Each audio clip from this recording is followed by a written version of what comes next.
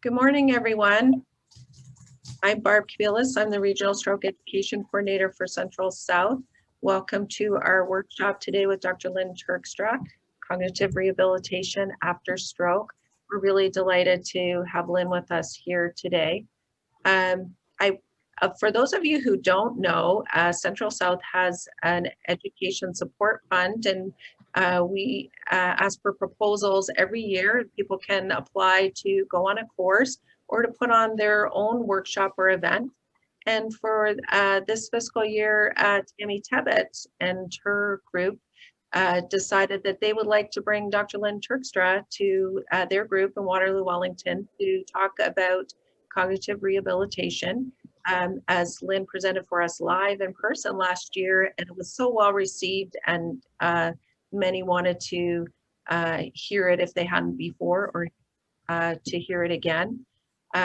So Tammy was successful in securing that funding for a live workshop, and guess what? So we weren't allowed to do that, or able to do that. I wondered how much interest there would be in this topic. Again, I thought we'd have a small group as we did present it last year.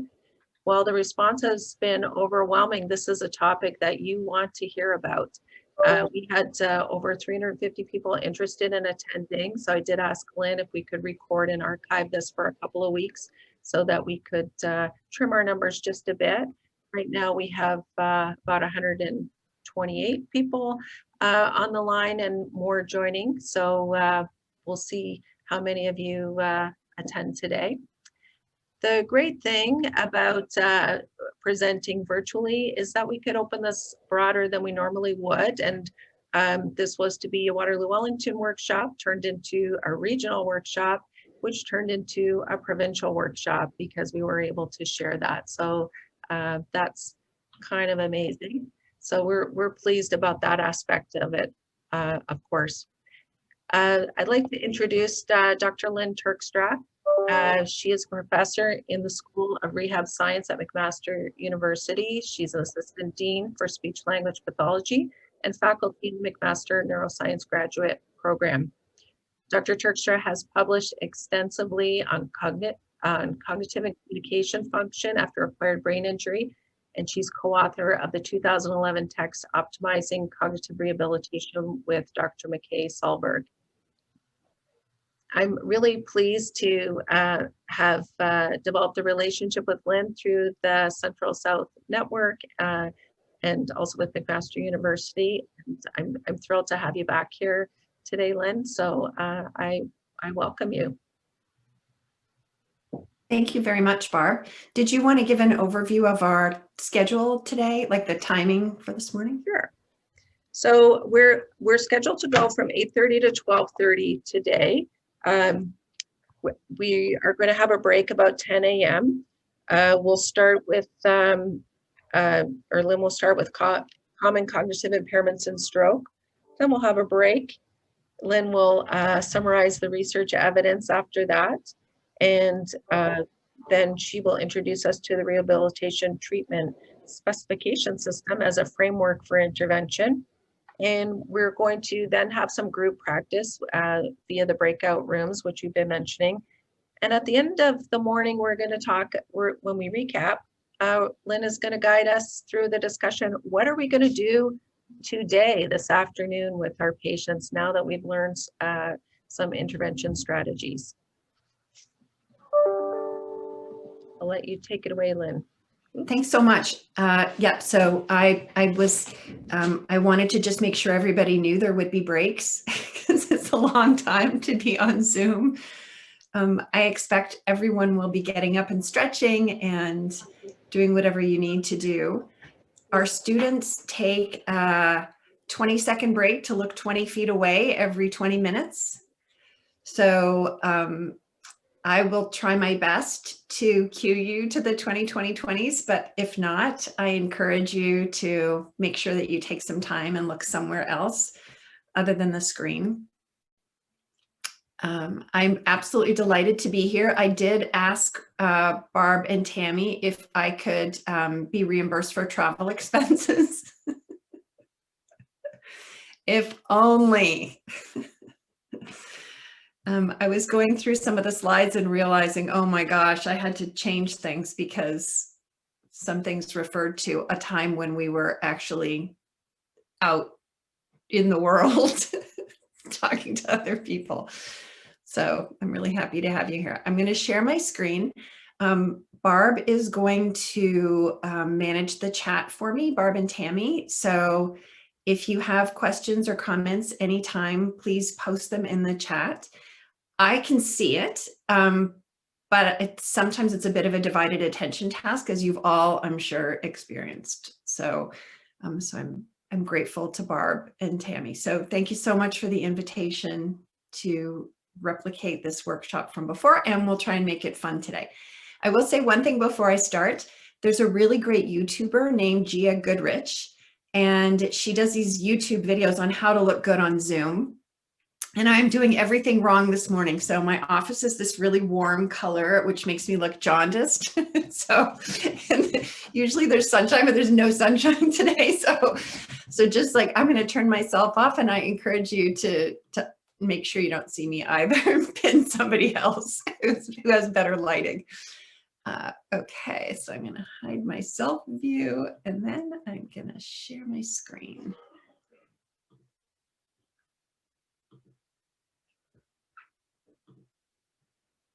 Okay, so Barb, you seeing that? We're good? Oh, sorry. Yes, we are seeing it. Awesome. Okay, so the typical title for a talk like this is Rehabilitation of Cognitive Impairments. And I changed it a bit to emphasize that the rehabilitation is of the patients, not the cognitive impairments. And I'm gonna come back to that a few times this morning, just to emphasize that we're talking about, you're getting my bias here today. So my bias is we are rehabilitating different aspects of function in patients who have cognitive impairments. I think this is such a new area that for a lot of people, this has the idea of cognitive rehabilitation has become synonymous with working on your memory and exercising it so that your memory gets better. And we're going to be talking today about the limitations of that and some alternatives. So I'd like to just take a sec before I get started, and while people are still coming in. I know there's a lot of us, but if you could just type your specialty area into your profession into the chat right now, that would be great. I'm just going to scan through the chats and see who we have here with us. It's always such a great, diverse group. Awesome.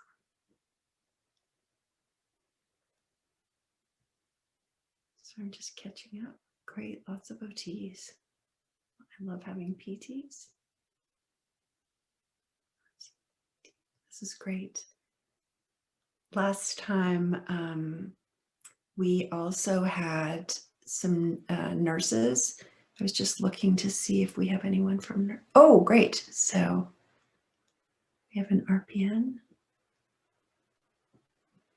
Thank you, everyone, for doing that. That is really helpful to kind of get a sense of who's in the room. Okay, great. So cognition doesn't belong to any discipline. Everyone is involved in helping patients with cognitive impairments. So it's a great topic for a multidisciplinary talk. So welcome. I'm really excited to have such a diverse group of people here. So disclosure, Barb mentioned that McKay and I have a book, which is now very old. And we are working on the second edition. So the second edition is going to incorporate some of the ideas I'm going to talk about today and address some things that we wanted to change after our first edition. So hopefully there will be optimizing cognitive rehab,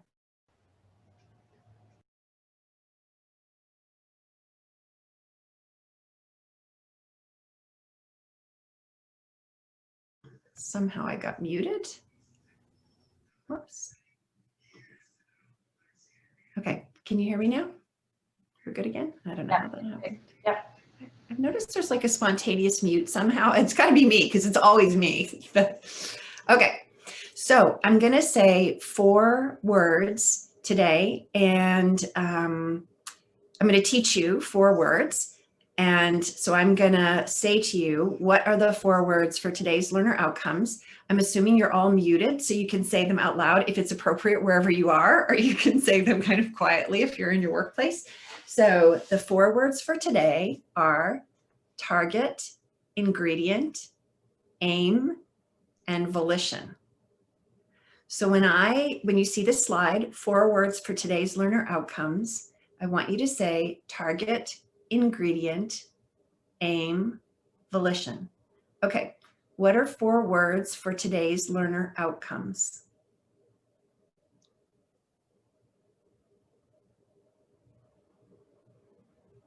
Okay, I'm going to trust that you said them. You can't write them down.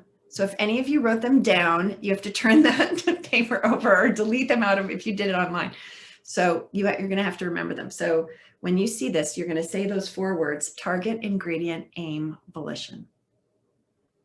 Okay. So I want to make a general comment before I start that I'm not talking about any particular etiology. So as I was saying just before we started this morning, thinking about COVID effects, that there are going to be patients with acquired cognitive impairments from COVID. I mean, there are patients with acquired cognitive impairments from COVID.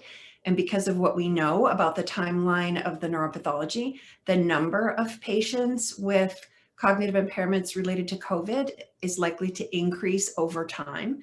So in a person, their cognitive status may decline over time, even up to many years post having COVID. So so this is really about the neuropsychological profile of patients. So this is patients who have cognitive impairments, whatever the etiology. So hopefully today, I use a lot of traumatic brain injury examples because that's the population who I work with the most, but that is not, it's not specific to that. So I hope you all there's some information you can take away whoever you work with. Okay, so these are the learner outcomes from today. You've got them in your handout. I won't go over them except for the last one to say, I'm really hoping that at the end of today, in the part where we talk about takeaways and like plans for this afternoon, that you think about your own practice and ways to ensure that whatever your interaction with the patient, that what you're doing actually matches the patient's cognitive characteristics. Okay, and what are the 4 words for today's learner outcomes?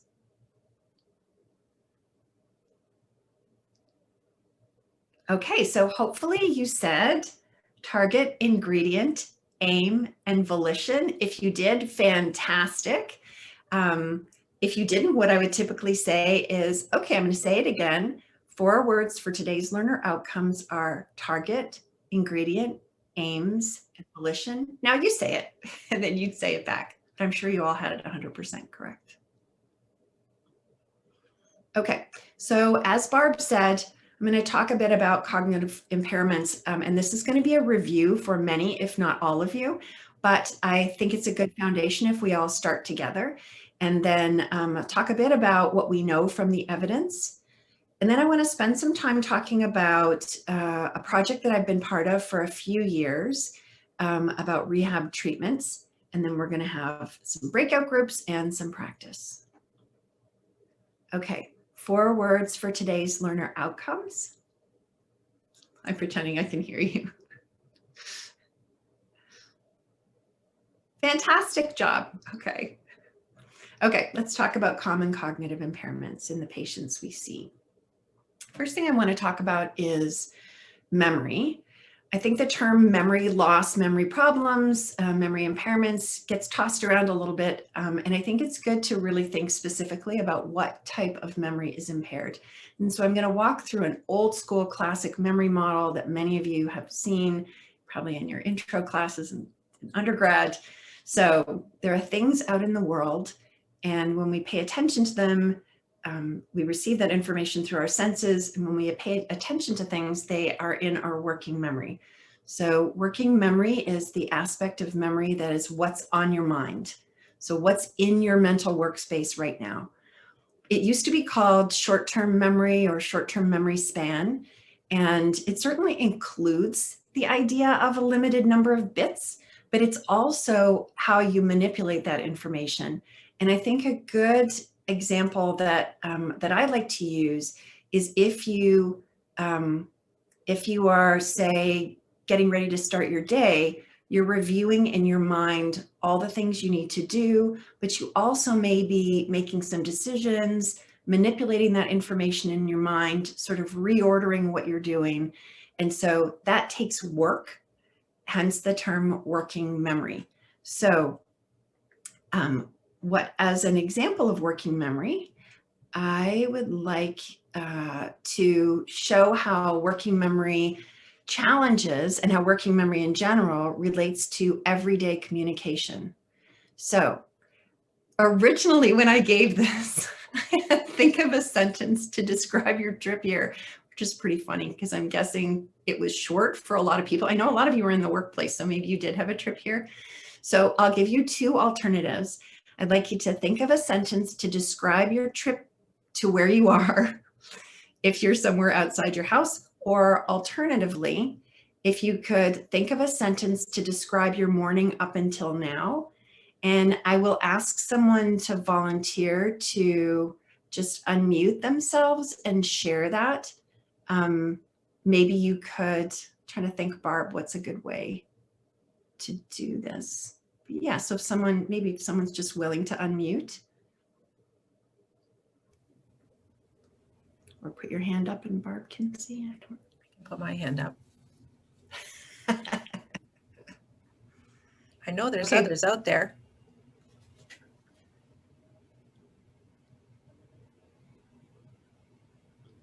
I'll give people a sec to think. Hi, I can make a comment too. Yeah, go.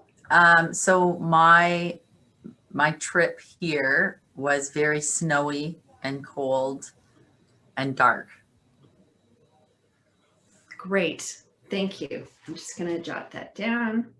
Trip was snowy, cold, and dark. Thank you very much. Okay, so that sentence, my trip here was very snowy, cold, and dark, is what we would call in speech pathology in canonical word order, which means subject, verb, object. So it's very straightforward sentence. My trip here was, so the subject, then the verb was, and then a description of what it was. So a very simple sentence. So you wouldn't think from a computation point of view of what's in your working memory that it would take too much. However, that sentence implies a lot of information that is not stated. So for example, if you say my trip here, the implication is that you traveled. That's the most basic implication, that you traveled somewhere from point A to point B. Also that it was outdoors, because if you were traveling like many of us are from one room to the other in your house, there was the snowy, cold, and dark would not feature into the story probably. The other thing is how you traveled. Did you drive? Did you walk? I think people might assume that it was driving. And also the idea of snowy, cold, and dark would suggest it was the winter time, and maybe it was quite early in the morning or very late at night.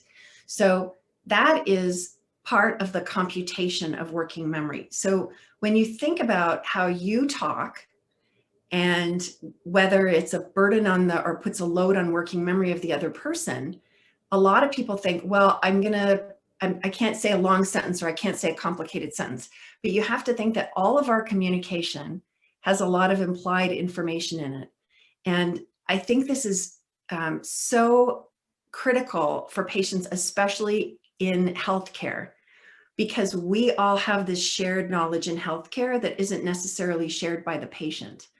And so some miscommunication is because the patient can't do the mental operation to hold what you said and then what you meant and then the implied information. They can't do that. And some of it is because we don't always appreciate that we have this shared reference. So there's a lot implied and we don't have to state it. So an example would be if I've heard patients say that they'll hear a comment and they don't, they completely misunderstand it. So something like, well, we'll do medication management today. So the word management is not a word that really means that much to most people outside of healthcare. And for a patient, if you say we're doing medication management, that patient might have stopped their thinking and stopped their listening because they're trying to sort through, what does management mean? So I know management in this context. Does it matter in this context? And by that point, you've gone on to something else. So I'm spending a minute talking about this because I think that we underestimate in our communication the role of working memory. Working memory is also impaired in tons of patients. Your own working memory, your ability to hold things in your mind is affected by things like your sleep, how much sleep you have, if you have pain, if there's other things going on in the environment, if you're ruminating over something that's in your mind, all of that takes mental workspace. And so I think the take-home lesson for me is, if you're communicating important information to a patient, think about how much they need to keep in their mind to understand it. Would it help if you wrote it down? Would it help if you broke it up? And are you being as concrete as possible and as direct, as opposed to expecting the patient to understand? And just to give you the feeling of what it might feel like for a patient, I have this great sentence, so I'll give you a minute to read that.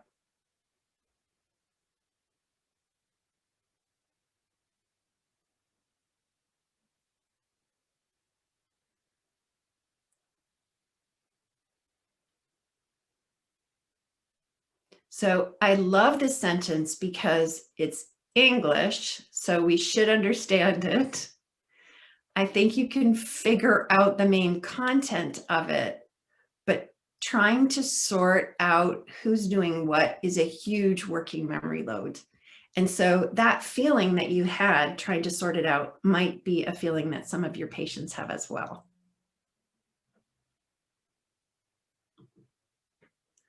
Okay, so I mentioned that you perceive things in the world. If you pay attention to them, they go into your working memory. And then working memory, this mental workspace, is a place that unites information that is coming in and out of your long-term memory. And that's the next thing we'll talk about here. Barb, can I just ask you a quick question? I'm hearing all the dings when people are coming in because you kindly made me co-host. Are you hearing, are other people hearing it too? Maybe Tammy, you can tell me. I'm going to take your co-host privileges away, but you should still be able to share. And Lynn, to answer your questions, I'm not hearing it, so it must just, you and Barb must just have the pleasure of hearing it. Okay, that's great, thanks. I was thinking people might be hearing like a little pause every time there's a ping. So thanks for that. Not hearing it, great, thank you very much. No, it's no problem at all. It's me being co-host, so I'm unco-hosted. Thank you, Barb. Okay, so this is a good moment to take a 20-20-20. So I'm going to do this just to model it for you. So I'd like you to take 20 seconds and we're going to pause and look away from your monitor 20 feet or so if you can.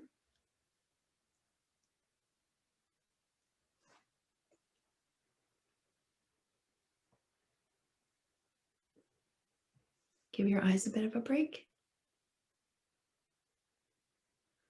Okay, so from now on, you're on your own for the 20-20-20s because I will probably not remember to take the breaks, but please do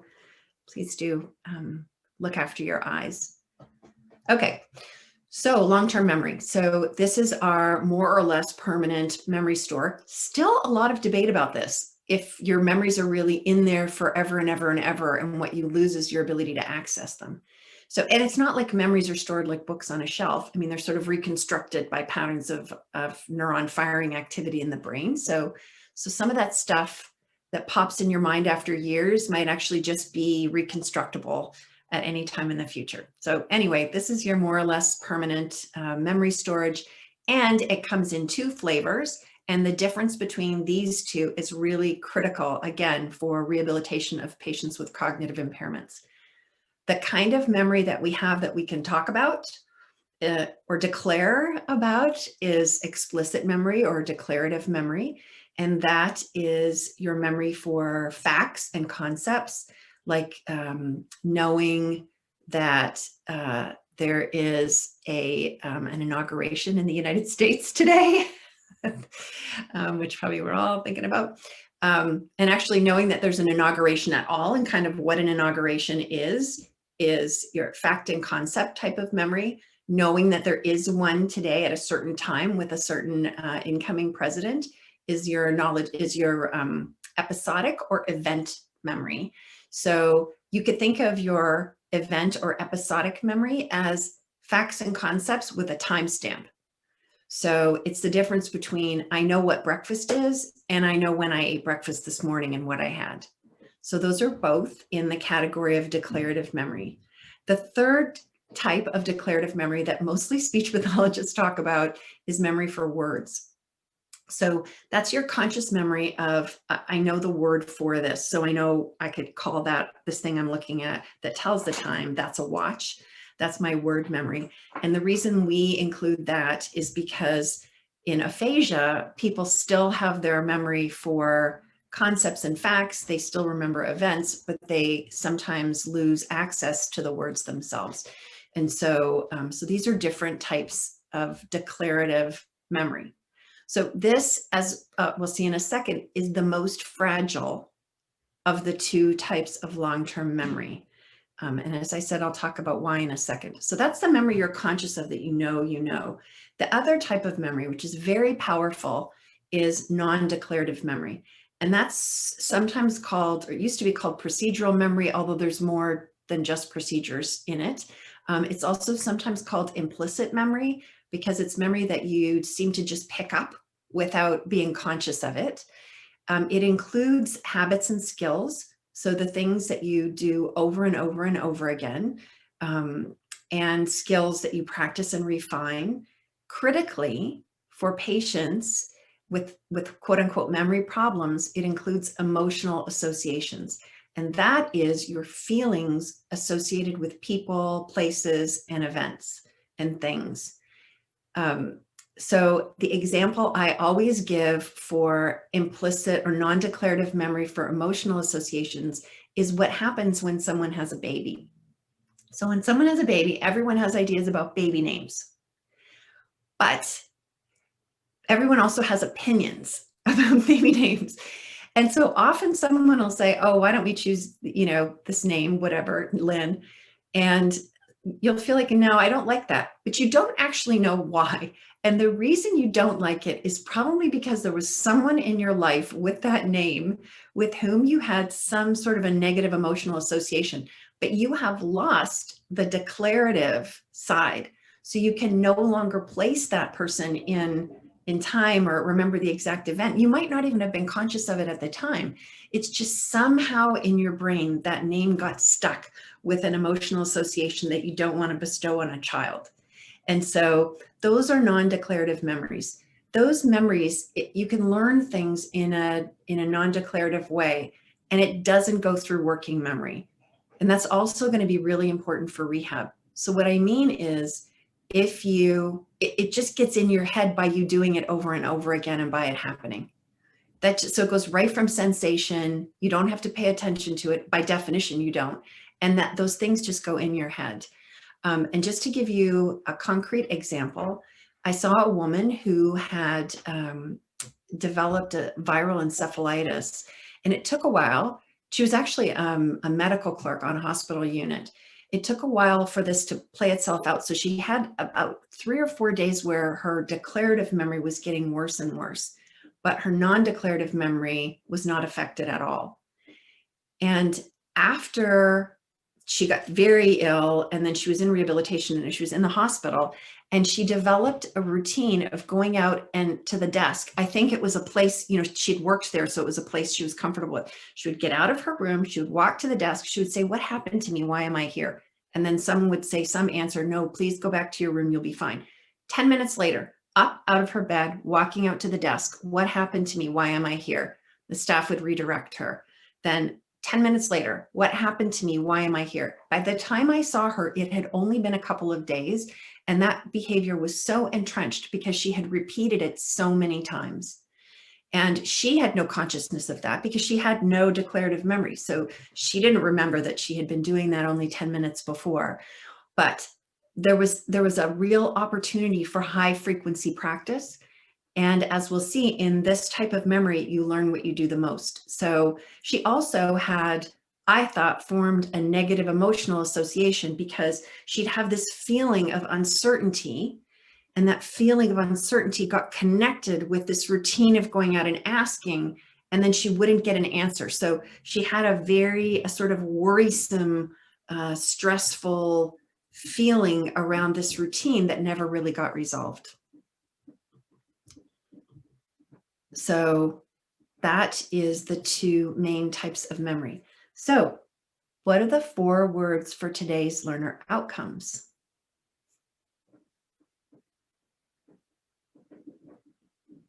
So great. Hopefully you said target, ingredient, aim, and volition as your 4 words.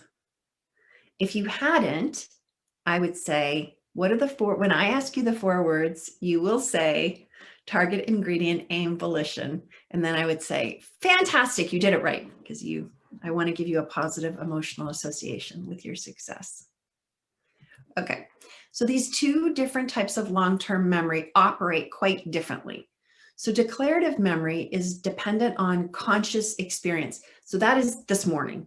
So you might be sitting there thinking, oh, I wonder about that patient I talked to yesterday. So you're linking this, hopefully, linking this new information with things you already know. I'm trying to give you clinical examples, so I'm trying to help you tie it to things that you might have encountered in your work. So it's stored by meaning, stored by semantic associations. So you learn a new fact and then you connect it to other facts that you've learned.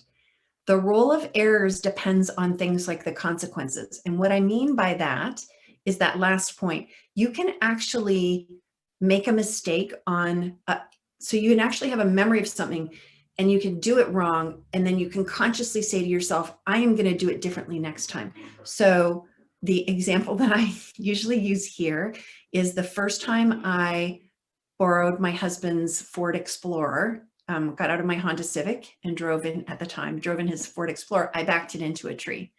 So because it had a lot more car than I was used to, I wasn't paying attention to my perimeter. So I backed the truck into a tree. It cost $700. So I only had to do that once because it's so stuck in my mind for me to check behind the car every time I got in the car. So it was really meaningful. It had big, expensive consequences. And so because I was consciously encoding that information, I was able to learn it in a single trial. The other thing is, because it's stored by meaning associations, it can be cued. So someone could say, if I can't remember it, someone could give me a hint and it would help me. So if I said, oh, do you remember that time we saw that movie? And someone said, oh, do you mean the movie with Shia LaBeouf in it? I don't know why he popped in my head. He just got fired from a movie he was supposed to be in this fall. So I guess that's it. So do you remember that movie? So see, now I pulled up like Shia LaBeouf and a news story I read yesterday about him getting fired on a film. And so it's the meaning things can cue you. And the last point on this side is that you can make an effort and generalize it. So, and that's what I'm hoping you'll do. So you can take the information today, think about it consciously, and think of how you would apply it. The non-declarative side of this equation is very different. So often these habits you have and these emotional associations you have, you don't have access to them consciously. You can't, like, you have your ATM routine. You know how you push the buttons on the ATM, but you can't typically remember exactly when you learned it, or if you tried to do it, like we say with the alphabet, you can't, sometimes you can't start in the middle of it. You have to do the whole thing from the beginning to the end.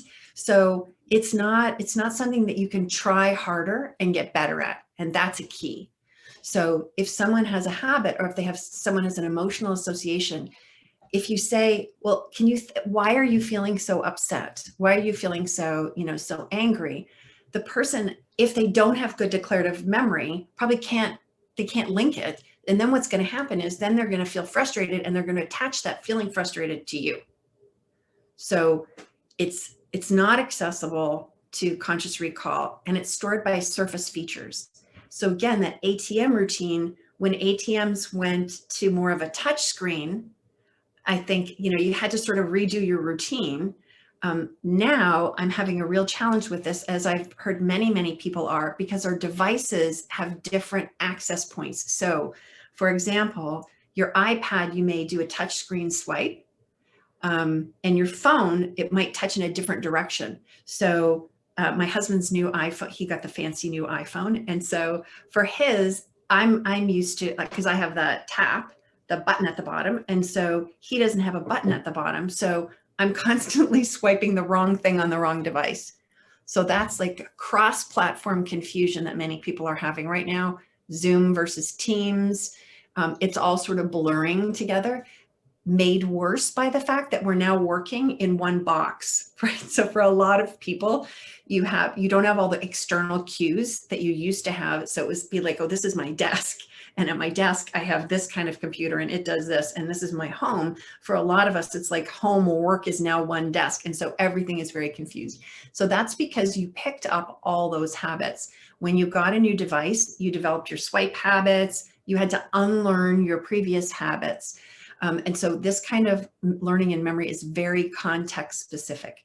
What that means is it's only going to generalize to the extent that the new context shares surface features with the current one. So if you have an ATM routine and you go somewhere that has a different kind of ATM, your routine is only going to generalize to the extent that the interface looks the same. It's fine for you because you have really good declarative memory. So you can say, oh, wait a minute, I got to think about this and I can problem solve my way through it. But if you didn't have good declarative memory, you would be stuck with your old routine and would have to learn by trial and error the new one. And if you made more mistakes than correct answers, you would learn the mistakes. So a key take home for non-declarative memory and learning is it's probabilistic. You will learn what you do the most, if that's right or wrong. If you're working at home and you unconsciously develop the habit of getting up every 30 minutes and going to the fridge, and if you do that enough times, you will develop that and you will find yourself at the fridge wondering, why am I here? Because you have just got in the going to the fridge every 30 minutes routine. So this requires many repetitions, but it's durable over time. Oh, and Barb, if you if people have questions, Barb, because you kindly have your camera on, if you feel free to just put your hand up and I'll see you, and I'm just saying that because I saw something pop in the chat. Okay, so these two types of memory are not only different in terms of their characteristics, they're different in development, age effects, and underneath all of that, the neuroanatomy and neurophysiology. So age effects. So in the first graph on your left is mirror reading. Mirror reading is something that SLPs are excellent at. So we are very often having to have a person across from us and we're writing upside down. So we learn very early in our training how to read and write in reverse. But mirror reading basically is that in a mirror, things are reversed. So you learn how to do that. So when this has been tested experimentally, the ability to do it is pretty flat throughout the lifespan. And this is true for non-declarative memory in general. So things that are automatic, that don't require conscious thought, generally come online very early in life and are preserved until the end of life.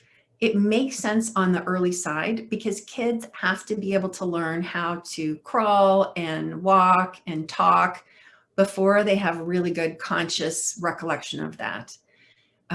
For the SLPs in the group, this non-declarative learning is what underlies statistical learning in word learning in children. So kids learn by probability what pairs of sounds go together, and they learn what word boundaries are by the statistical probability of co-occurrence of different sounds. So this non-declarative process is present very early in life, and it's very robust in aging.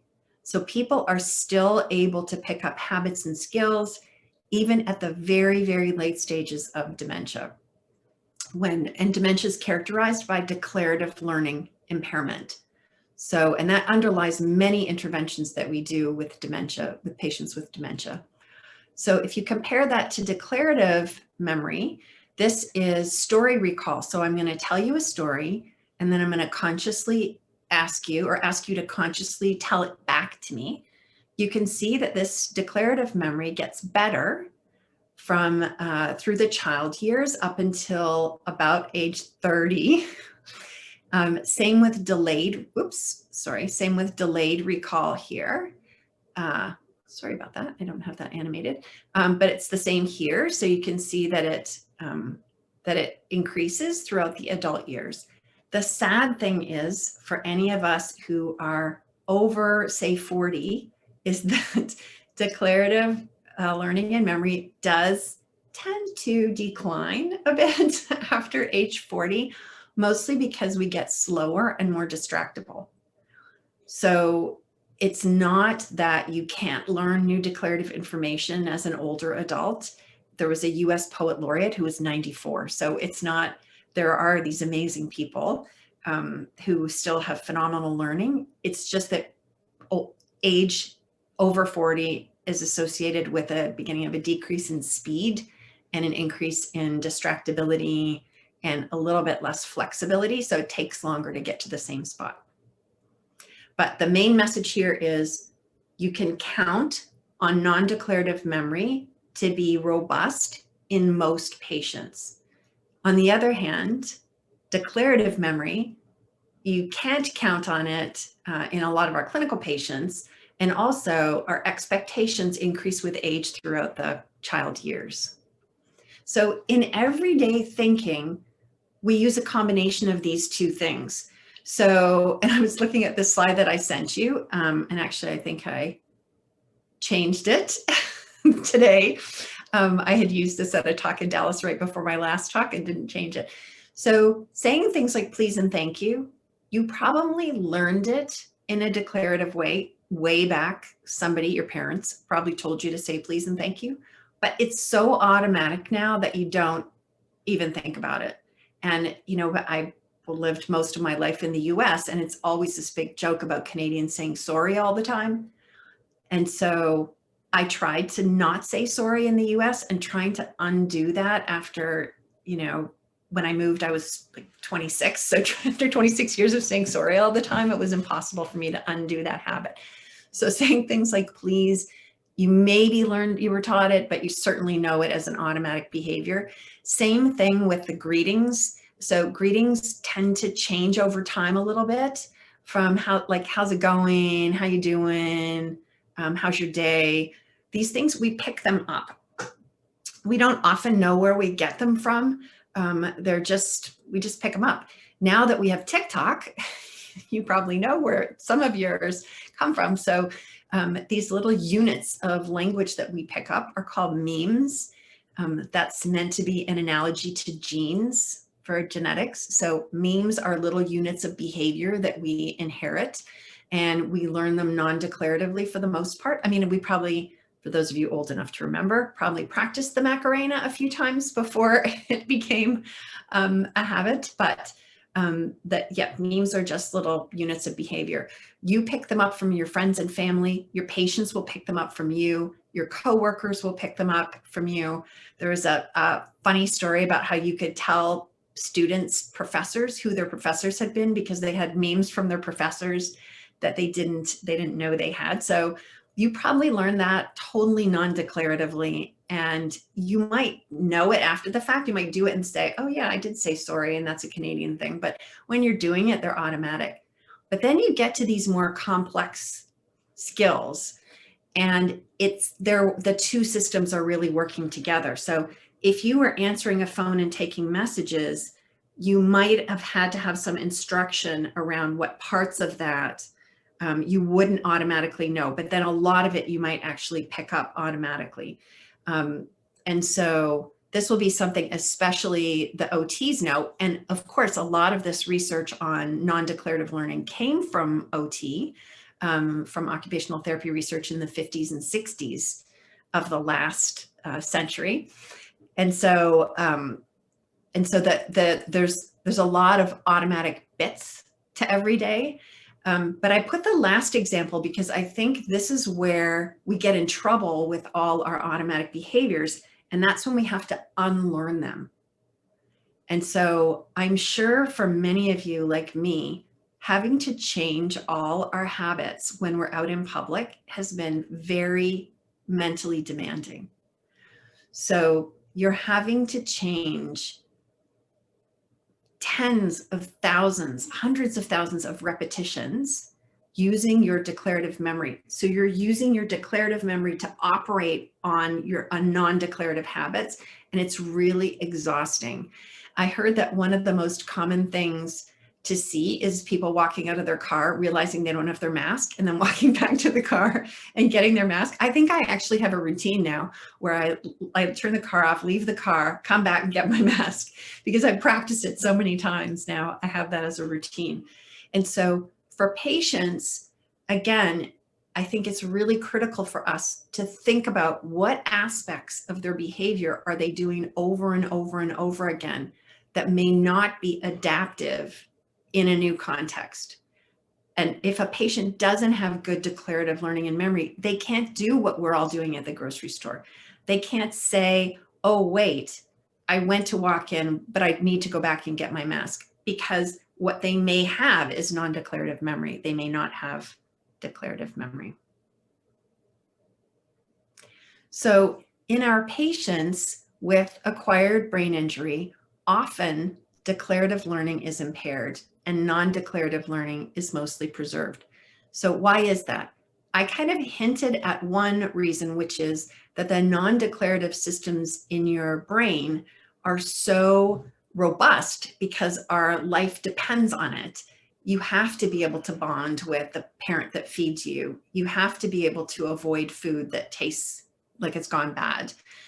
These are all things that are really important for survival. So partly they're robust, but the big reason for our patients is the parts of the brain that are often damaged in people with cognitive impairments.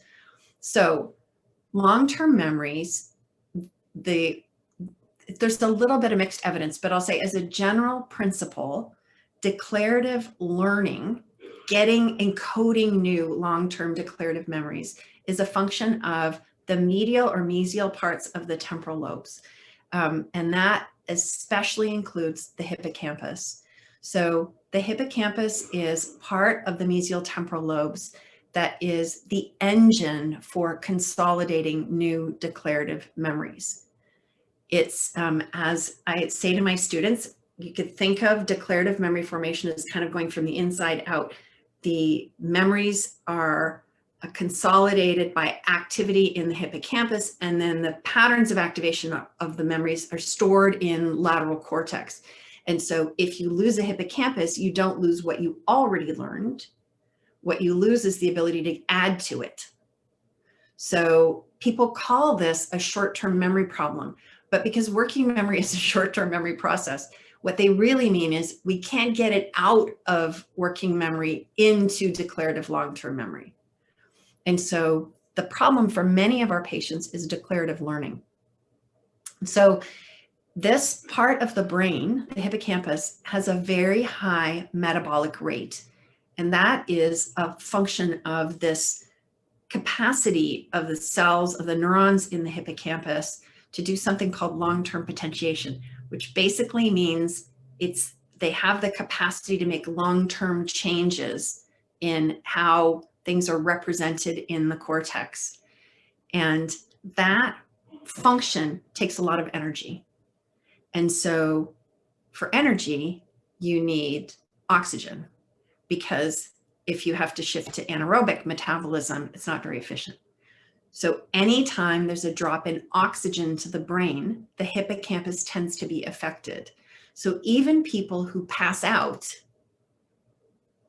sometimes will have a period where they don't exactly remember what happened right before they passed out. So if someone stands up and, has orthostatic hypotension, say, so they stand up and they faint, that person might not totally remember what happened right before it happened. And then they might have this period where they're a little bit fuzzy because the hippocampus is offline. So, or its function is impaired. And so the person is not fully consolidating new memories. A common seizure focus is the hippocampus, so medial temporal lobe. So people say temporal lobe seizures. Again, because this is a high activity region of the brain, it is not uncommon that it's a seizure focus. So people, they have a seizure. If they have a hippocampal origin seizure, they may not remember what happened a half an hour before. For kids in school, they may not be learning new information for an hour afterward. They may forget what they learned the whole day before. So it's something that you see in people with seizures. For us working in rehab, I think the most common is when people come in with a loss of oxygen. So they've either had a heart attack, so they lost blood flow to the brain, and blood carries oxygen. Sometimes people have poisoning that decreases the oxygen carrying capacity of the blood. People can have a bleed, that the parts of the hippocampus are supplied by the middle cerebral artery perforating branches. So they could have a bleed that cuts off blood supply to this part of the brain. People can have, they can have COVID. So people can be hypoxic from COVID. So there's lots and lots of reasons for this declarative type of memory to be affected. Non-declarative memory, it's not so clear what parts of the brain you really need for that. And typically when people don't know, they say it's subcortical. So what you'll see is that this kind of memory involves these older structures of the brain, like the basal ganglia, the cerebellum, which is really critical for what we call motor learning, which is sort of automatic learning of motor routines. And so different parts of the brain, perhaps more redundant systems on the non-declarative side, and perhaps more fragile systems on the declarative side. So I know I've spent a lot of time talking about this, but as we'll see, and I think we'll take a break in a sec after our forewords. I want to talk to you and then we'll take a break, talk to you about the study that we did about how people interact with patients with memory problems. And then we'll have the break for you to kind of consolidate that. Okay, forewords for today's learner outcomes.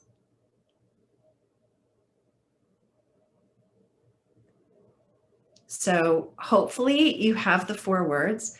What I was doing with this, for those of you who are familiar with spaced retrieval, I was doing an errorless learning training schedule. So I was giving you the information, asking you the answer right away, progressively increasing the time intervals over which I repeated it so that I can capitalize on a non-declarative learning process, which is paired association. So I told you the right answer, asked you the question, then give you the cue. So hopefully you were learning cue, response, cue, response, cue, response. This works better in person when I can correct you. But yes, so that was meant to illustrate learning in a non-declarative way. We didn't talk about what those words meant. I didn't connect them to anything. I just gave you a cue, asked you for a response, and then gave you the opportunity to practice it a lot. Okay, so before we take a little break, I just want to share with you a couple of studies. So I observed over the years that hospital staff, not hospital staff, I won't say that. I would say all of us who work with patients with memory impairments, that sometimes people didn't really translate the patient's memory problems into how they interacted with that patient. And so I asked one of my master's students when I was in Wisconsin if she would take this on for her master's thesis. And so her name's Lindsay Velichka. And what Lindsay did was She sat in the room of 4 patients who were in post-traumatic amnesia after a brain injury, who had post-traumatic amnesia. And I'll explain that or just clarify that in a second for people who don't work in brain injury. She sat there for the whole day for each patient. Actually, I apologize, 5 patients. She sat there the whole day from 8:30 to 4:30, and she wrote down every single thing everybody said. At the time, we couldn't get, was in the US, so we couldn't get HIPAA, we couldn't get approval from ethics to record or even use a laptop, so she had to write it down by hand. So she did that for a full day. Now, post-traumatic amnesia, if we go back to our diagram, post-traumatic amnesia is a condition after a traumatic brain injury when a person does not have declarative learning.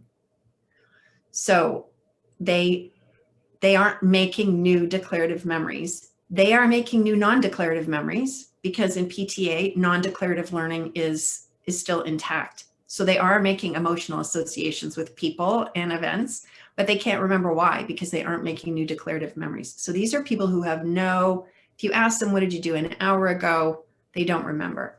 And here are Lindsay's 5 patients.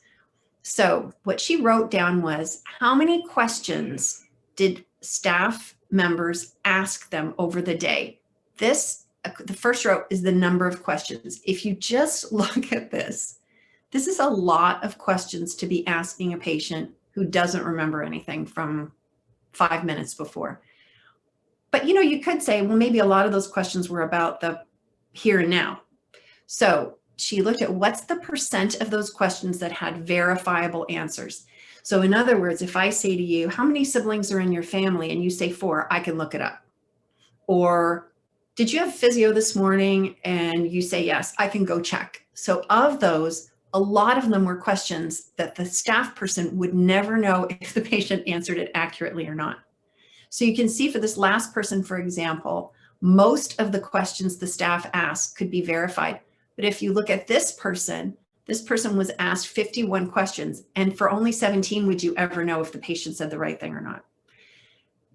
The verified answer is the number that could be verified as correct of all the ones asked. And again, you can see here's a person who gave all incorrect answers.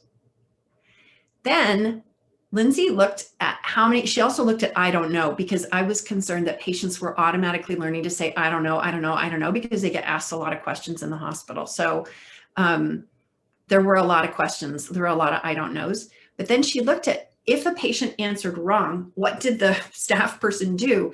And a lot of the time, the staff person just let it go. So it's like you ask the question and the patient gives you an answer and you're not sure it's the right answer, but you don't correct anything with the patient. So the patient has now learned that question and answer association. So that was kind of worrisome. So I am a scholar in residence, virtual residence right now at the Moss Rehab Research Institute in Philadelphia. And so we replicated this at Moss and we implemented a training program that's available to any of you. So this is Tessa Hart and Amanda Rabinowitz. Tessa is a rehab psychologist. Amanda is a neuropsychologist. Mary Ferraro is an OT. She has escaped having her photo anywhere, so I don't have Mary's picture here. But Mary really was the person who ran the whole thing. We just published the results, and I'm happy to share that paper with anyone who's interested in it. So our paper came out in 2020. So this is what we did. This med student, Lauren Nelson, sat at the bedside and she did what Lindsay did with 4 patients who were in PTA. She had a laptop, so it was a little bit easier. And we created this system of categorizing the questions people asked patients. So the S-type questions are state. Like what's your state right now? How are you feeling? Do you have pain? Do you want these pants or these pants? How many plants do you see? Can you take a step for me? Can I open this for you? These are in the moment questions that don't depend on declarative learning and memory. I-type questions are information that you ask the patient, and it's assumed that you don't know the answer to it. So like, how was your breakfast this morning? Do you have allergies? Have you ever been to Chicago? Is your son coming today? So these are all questions where you would really have to know the answers to them. Q type questions are quiz questions. And those are, what do we work on here in speech therapy? They're things that people do to check the patient's memory. And then the types of responses were coded. And here are the data for the 4 patients. This is median number per hour. So you can see that the state questions, which you would expect, are things that, they occur at pretty high frequency. The information questions are also very common. So we're talking about asking questions of patients who can't remember. Then Moss implemented our post-traumatic amnesia protocol. And as I said, this is available. I'll make it available to anybody who's interested in it. It's the orange protocol. It's a slide set. And it has teaching videos. So the basic premise of the protocol is when I worked with a team in Alabama to develop a few years ago, we called Don't Ask, Just Tell, which is don't ask patients declarative questions about information when they can't remember. The staff, I'll tell you anecdotal comments in a second, but first, this is the response. So you can see now these are 4 different patients because obviously the other ones are out of PTA by that point. This is exactly what we want. So the number of questions about the state, but here and now did not really decline. The quiz questions disappeared almost completely. And the information questions dropped way down to 2. The other thing we heard from a lot of staff was how much they liked it. One of the physio, so we had a physio lead, an OT lead, an SLP lead, and the physio lead said, what used to happen is that the attendings would come around, they'd start asking the patient all these questions for information, and the patient would get really agitated, and the physios would have to explain the patient can't answer those questions, and then the whole PT session was shot because the patient got so agitated. Instead, when the attendings came around, they would just point to the orange sign on the wall and say, the patient's on the PT protocol. We don't ask them that kind of question. The OT staff likewise said it made it so much easier, but it's very hard to get used to at first. But one of the OTs said that they did it on the brain injury unit, and she said that she was down on the stroke unit and she saw a sign on the wall, just on a white piece of paper that said, don't ask the patient any questions. So she said, I think it's kind of spilled over onto the other units because it works so well here. So we don't have any data about patient outcomes other than the patient agitation seemed to really decrease overall on the unit with this approach. So that's our next step, will be to collect data, or if anyone's interested in doing that, I'm very interested in partnering. So that is our PTA protocol. I don't think it's just for PTA. I think it could be implemented with any patient who has a declarative learning problem. All patients with dementia, for example. Don't ask, just tell is it's really not that difficult a concept. It's just because people have habits that they need to change their habits with a lot of practice. So I'm going to stop there to give people a break. Barb, did you have questions come in? Yes, the questions that are coming in are people would like access or reference for the paper that you were describing, and also they would like, of course, the PTA protocol. Absolutely. So I can send that out afterwards. Thank you, Barb. Yeah, that would be great. And honestly, if anyone wants to try and implement it, I would be happy to help sort of talk you through it. The training materials include a really embarrassing video. I mean, it's embarrassing because it's me on video from a few years ago. I'm trying to avoid that, but clearly today I'm not. So, but that's fine. I'm happy to do that. So why don't we just take 5 for a stretch and eye break? Is that okay, Barb? Yep. 9:40. Should we resume? Sure. I think everyone's still here. Well, they're still virtually here. Yeah. Steph gives a thumbs up. He's here. Okay, that's good. So the three of us are here. I think That's everyone's, good. oh, and Fiona's still here. That's good. I'm We'll here. have a longer break in a little bit, but it seemed that was a lot of information to digest. There was a question I was going to share. I know I saw one too in the chat, so tell me what you were going to share, Barb.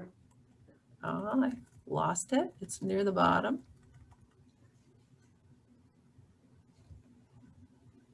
It was about acquired brain injury units. Yeah. Where's it? Should this be a something you do when you admit a patient to the brain injury unit because of doing things like the OLOG? So I do want to address that question. So someone asked the question about, should this be something when someone gets admitted that you screen for? So I was a couple of years ago, I was contacted by actually a physio who was the head of a rehab unit, and they decided that they would do this. They would make a decision when a patient was admitted to rehab if the patient needed to be basically on the don't ask, just tell protocol.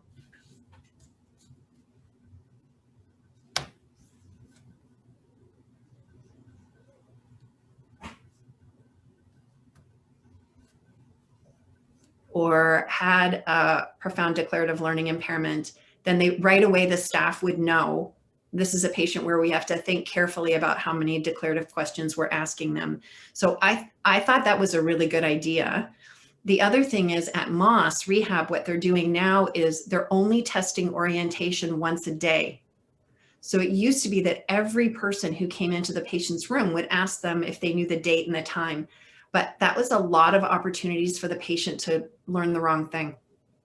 And so, right, because the patient would not know. So they decided that they only have one person on the team. I think they made it the SLP, but it could be anybody. But one person on the team does the orientation assessment and they only do it once a day. So I think those are very good thoughts. You have to think like how many people in a day are asking this patient where they are and what the date is. One thing I did a long time ago, and I really recommend, sometimes when we have students come in, we have them shadow the clinician, but I think they need to shadow the patient, because I think you learn so much by seeing what the information is that the patient's exposed to and what their behaviors are across the course of an entire rehab day.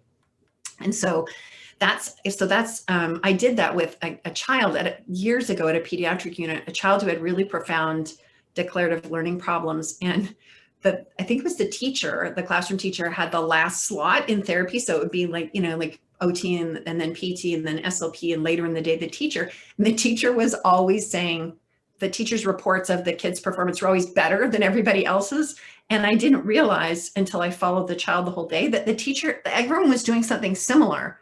So by the time the kid got to the teacher, he was really good at it. So following the patient, I think, is a really good thing to do. And I think it's also a really good task for students to have to collect that kind of data, because it does make you think about how you're interacting with patients when you get to see it from the patient's view. So thank you for bringing that up. Was there another question, Barb? Nope, that was the one. Cool.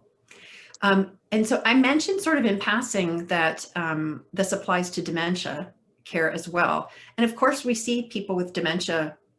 Having dementia doesn't immunize you against having a stroke or other things. So, it's a very older population now coming into the hospital. So there's a lot of people coming in who don't have very good declarative learning in the first place.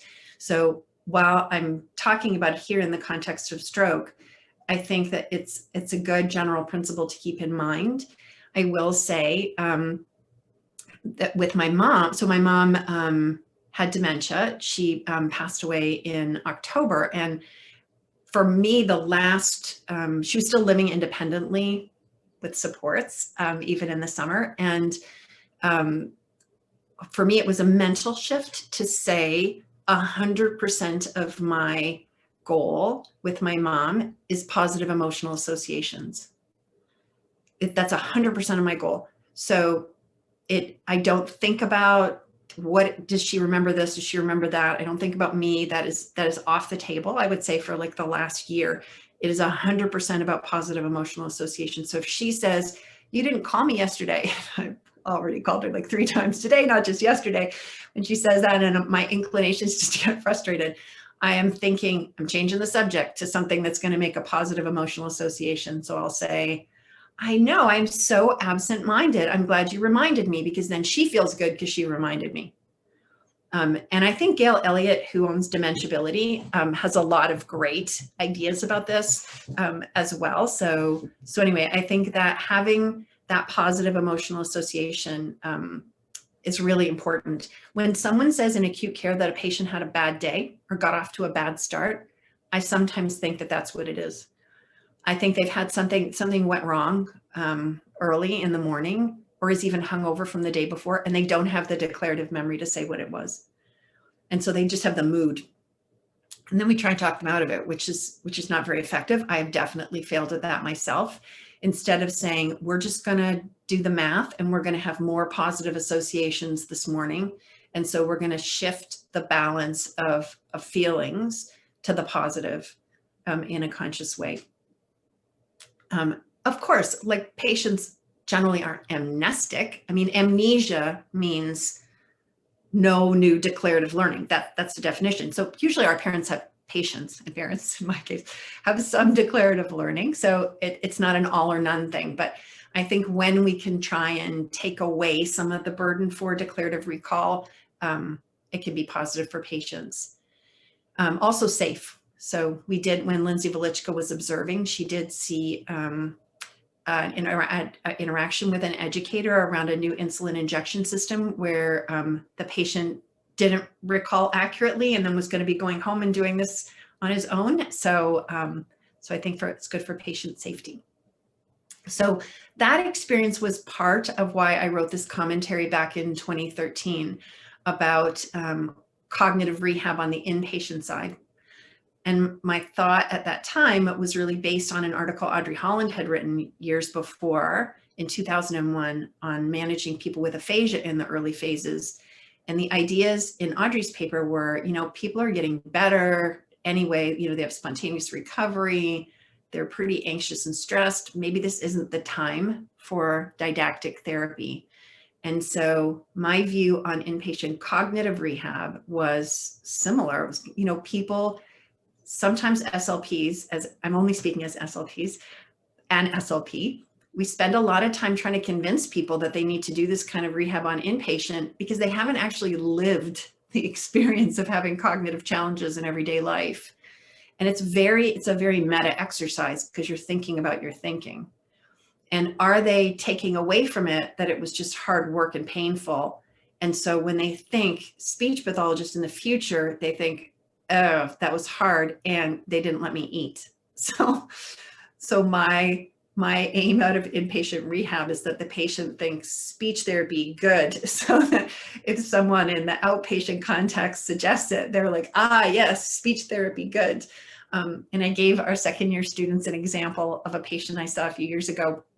It was a young woman who was amnestic, who walked in and said to me, I know you're a helper lady, even though we'd never met, but she had this association of, someone who sort of had like my sort of a vibe in a setting like this was good.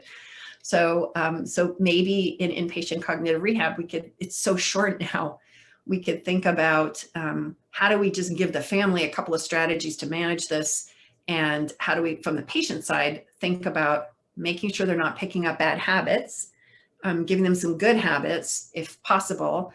Definitely on the OT and physio side, getting them up and moving. Like I think the physical rehabilitation is so critical at that time, but cognitive rehab, is that really when we should be doing it?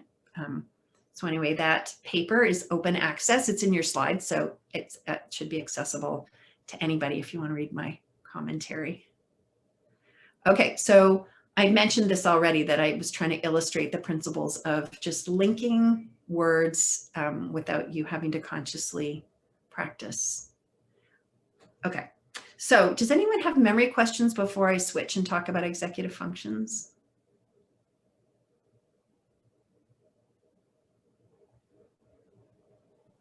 I have a quick memory question. Yeah. Recognition memory, where does that fit in? Thanks for that, Fiona. So recognition memory is there's two kinds of, let me see if I have to go back really far. I think I might have to go back too far to go back to that slide. So recognition or retrieval are processes you use to access the memories. And so for recognition, what you're recognizing are long-term declarative memories. So recognition is the process of realizing that something is in your long-term memory already based on some kind of a cue you get. Does that make sense? Yeah, thanks. I was just, I didn't really realize that it was part of declarative, I guess. I knew about it because we use that in augmentative communication, of course, but I just didn't know where it would slot in. Yep, So it would slot in on the declarative side. So, and AAC is a good, so assistive technology, Fiona is a really good example for that. So the thing is, a person may be able to operate the device, but not recognize that they've learned how to do it. Versus a vocabulary item, use recognition memory because that's on the declarative side. So they would have a conscious recollection that that is something that they've seen before. Does that make sense?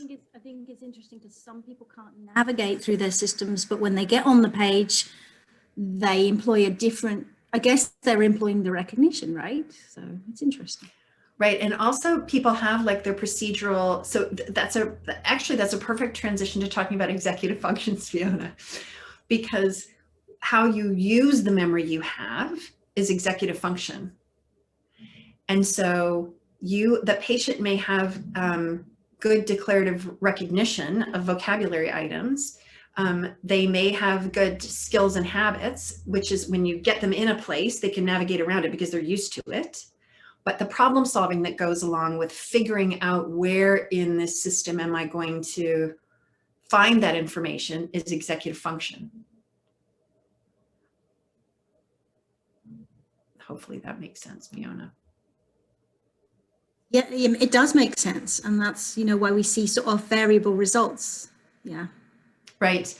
And that's true for people with aphasia as well. So, you think, and Viv probably could comment on this, but you think that people with aphasia should be able to use assistive technology that's, say, picture-based to help with words, but people with some people with aphasia don't have great executive function. And so it's not that they don't have the capacity to recognize those items, but the problem solving that's required for accessing a communication device in the moment is executive function, and not everybody has good executive function.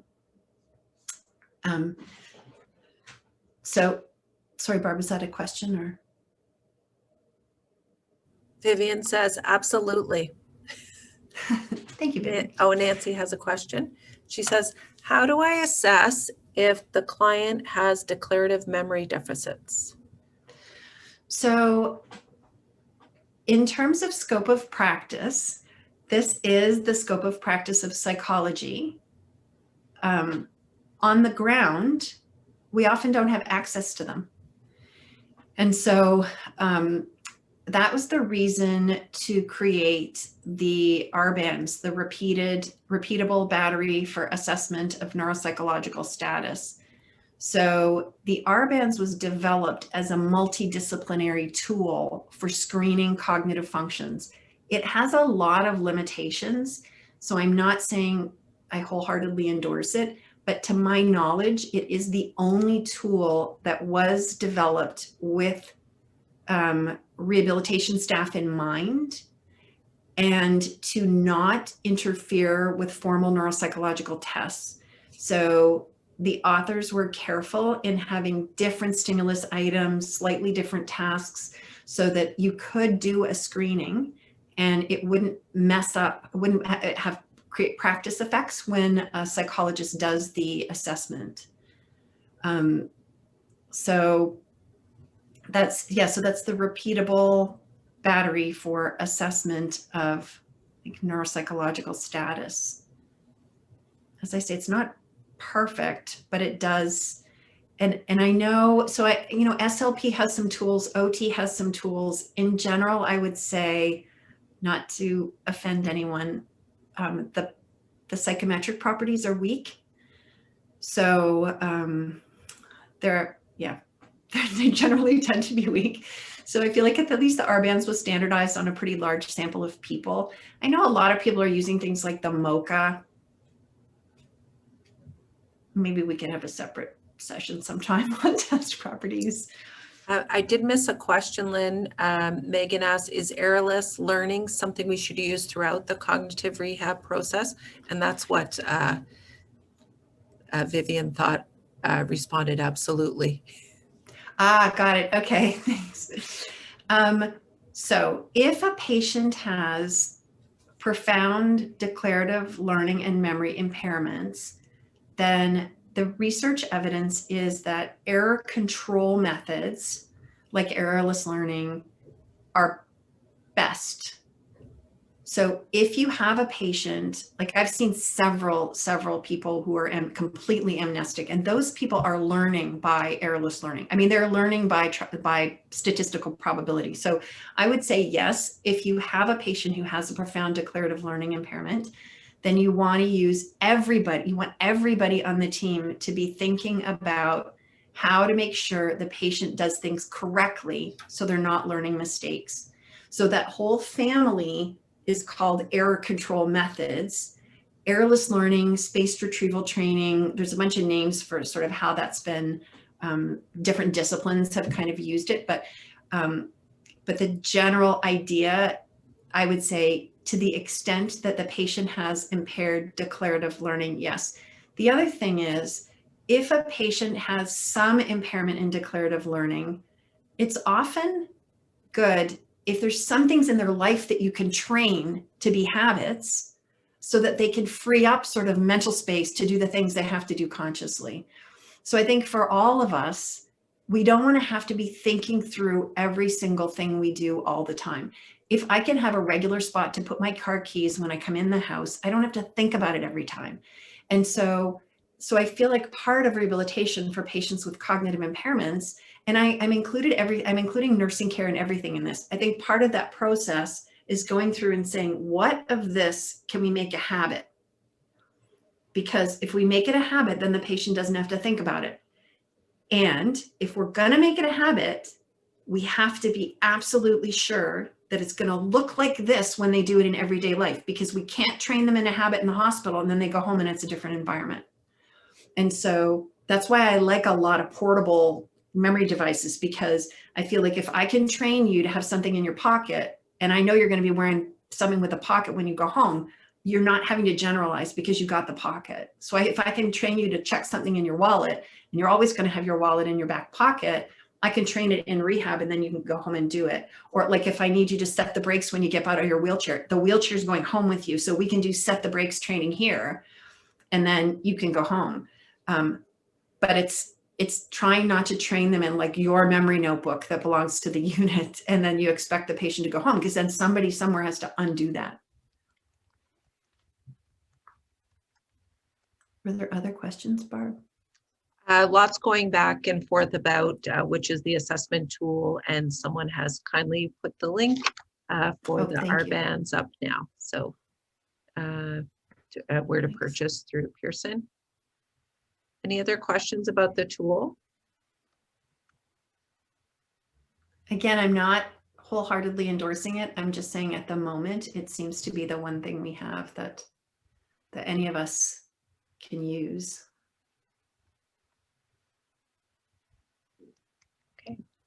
Okay, so let's switch gears. I want to talk about executive function before we take our big break. Barb, do you think that would be okay?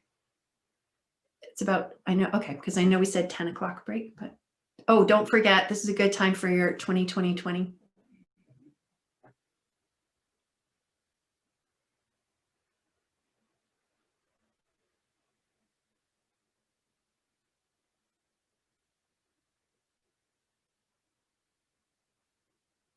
Great. Okay. I put all these words up here because I feel like executive function clinically has been kind of a wastebasket of terms that people use. Inhibition, organization, insight plan. I mean, these are all words that people kind of use to describe executive function. I did a workshop with a bunch of school personnel work in TBI in Oregon a couple of years ago, and I broke them in groups and had them define executive functions. And it was really interesting, all the definitions people came up with. We also did a group exercise where we looked at 5 different models of executive function and picked one. It was like a group of 200, and we picked one that we decided we would just go with. And so I'm going to share that model. So this is the model I use. It's from Adele Diamond. This is also a free downloadable article. And Barb, I know you're going to be accumulating a list of things I have to send you after the talk, but this is one of them. So I apologize because it's a little blurry, and I've tried it every way I can think of to get it sharper, and there isn't a way to copy it out of the article with better resolution. Adele Diamond, very famous person working in executive function, Canadian, what can I say? She's been working in executive functions for decades, starting in animal models. She's done a lot on executive function development of children, how to foster it, what interventions work. She's a lot of really accessible stuff on how to support executive function development in kids. So I like her model and her thinking, and I think it fits really well. So per Adele Diamond, executive functions, there are 3 main executive functions. One is working memory, one is cognitive flexibility, and one is inhibitory control. That's it. That's the 3 executive functions. Now, we talked about working memory as a memory subsystem, but I think the reason Diamond includes it here is because you need to have working memory to do all this stuff, to do all this executive function thinking. So what she said is working memory is one component, so that we talked about already. Cognitive flexibility is just being able to switch. So literally, right? It's being able to switch your perspective. So you can do theory of mind, which we'll talk about after the break, so that you can take another person's point of view to switch tasks, to switch ideas, to stop perseverating in your head and actually think about something different. Inhibitory control is, again, what you think it is. So it's like being able to block things out that you don't want to be thinking about. So like the pings at the beginning that I wasn't very successful at sort of blocking out as people were entering into the meeting. Being able to inhibit a response, being able to control yourself. So these are the 3 main executive functions. The things that we have on our previous list, on that previous page, all derive from that. So what she said is you use those to do reasoning, to do problem solving, to do planning. So I'm driving to work in the old days when you could do that. So I'd be driving to work. I'm trying to plan my day. To do that, I have to have working memory because I've got all these thoughts of the day in my mind.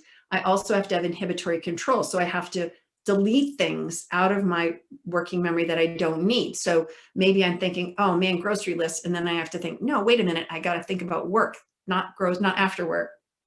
Flexibility. Like, oh, I was going to do this when I get to work, but now I can't because that person's going to be off. And how am I going to reconfigure their schedule? And what am I? So the reasoning, problem solving, planning are, she calls, higher level executive functions. So one of the reasons that I like this model is that it introduced me into this world of research on inhibitory control that goes by another name, which is self-regulation. So you can see in this figure, there's this partly grayed out box, self-regulation. So it turns out that there's, well, we all know this, there's like different silos of researchers in different disciplines using similar ideas, but calling them something else. So in social psychology and in business and marketing, there is this idea of self-regulation. So your ability to control yourself, and this idea that it's fatigable. So, and clinically, this was incredibly useful for me. So the idea is, if you have to use your working memory and be flexible and do inhibition over time, it's tiring. And in the marketing and business world, that's really important for shopping, so for consumers. And so stores will look at the number of choices you have to make grocery shopping, because the more fatigued you are, the less you spend. So you will notice that grocery stores are all generally structured the same way, right? There's like produce at one end and frozen stuff on the other end, because some marketing person has figured out that we need to have things in a certain order. If you go to a different grocery store than your usual one, it's annoying because you have to remap, and that's fatigue, because you have to be flexible and you have to inhibit your old habit, which is I go in this door and I go out that door. Again, something that I know has happened at where I grocery shop, because now they closed an entrance or two. So they're fatigable. So executive functions are fatigable. And the quintessential experiment for that was the Marshmallow Test. So if you haven't seen it, I highly recommend watching the videos for the Marshmallow Test, because they're hilarious of these kids. And the author, Walter Mischel, just passed away this year. So last year, there was more talk about it.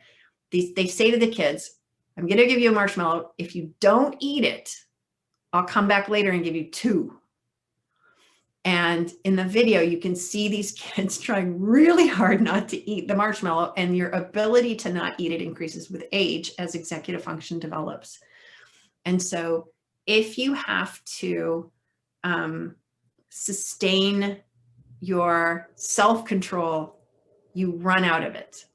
And so I'm going to give you, this is our first breakout, Barb. Are you ready, Barb, for a breakout? I have Steph in charge of breakout. Let's see if he's ready. I'm gonna try my best. Okay. It's taking So a lot of what pressure off. So, yeah. How many rooms would you like, Lynn?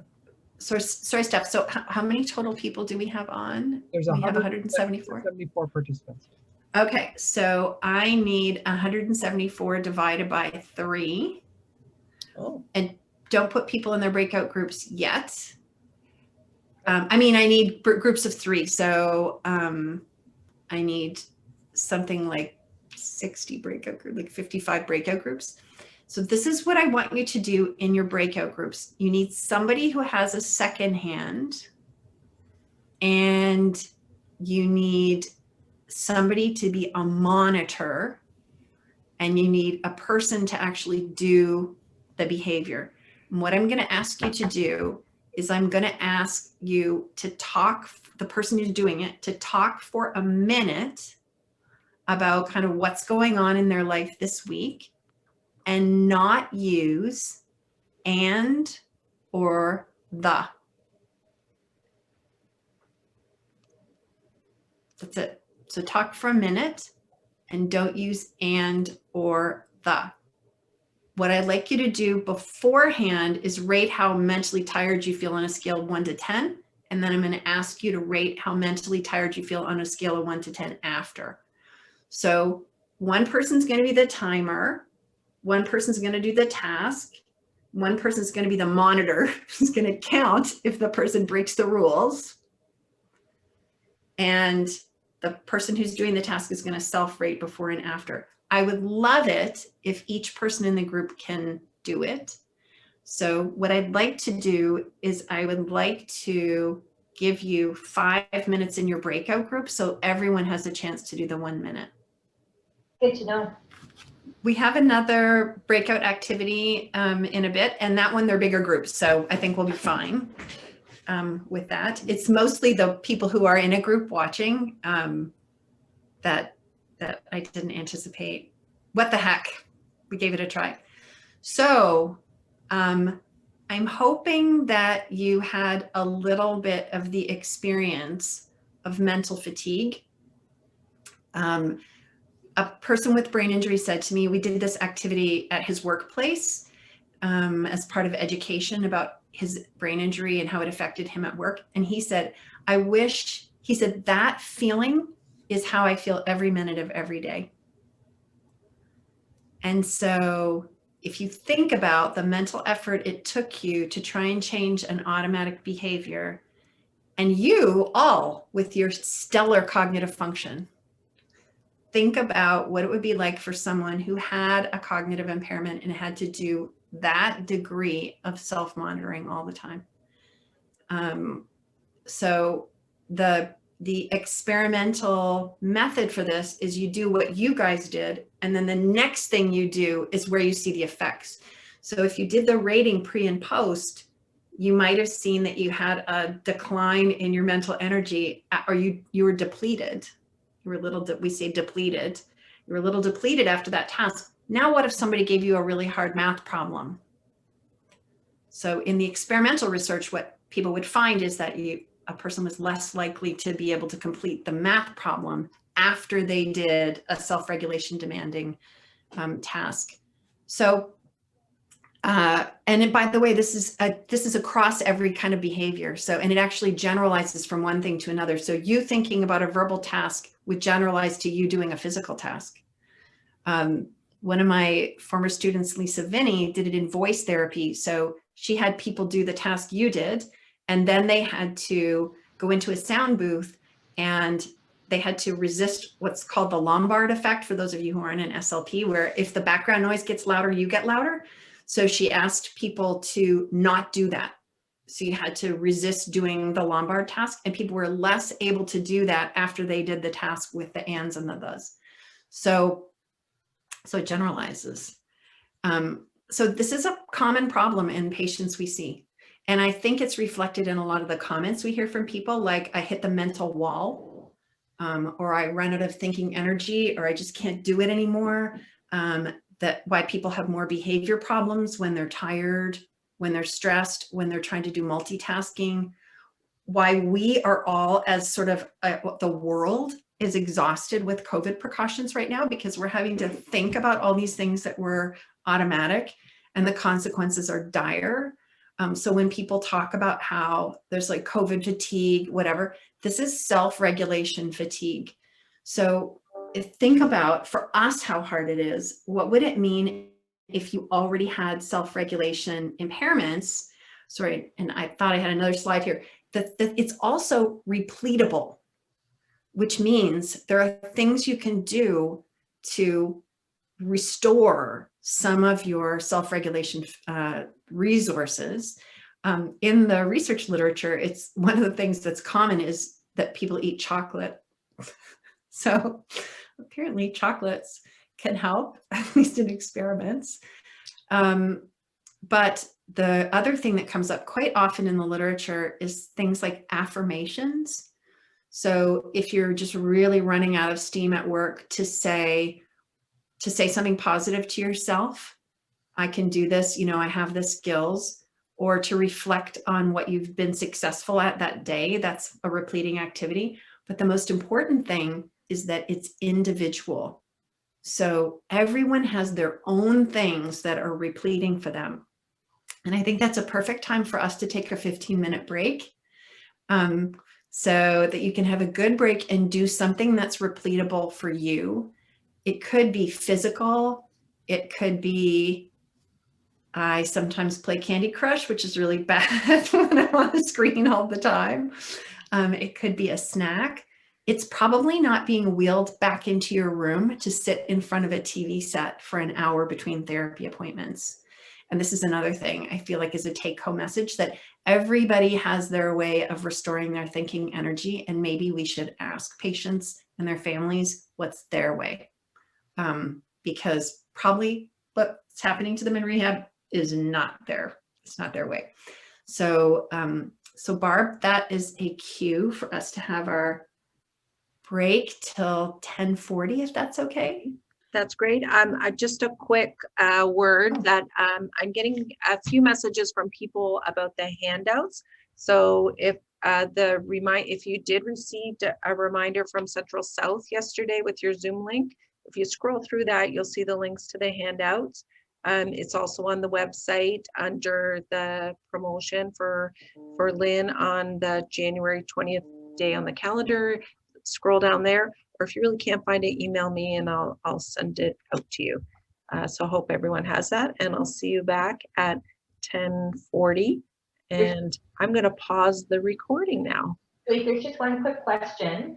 Is there a way to measure or foster recovery from the fatigue, Lynn?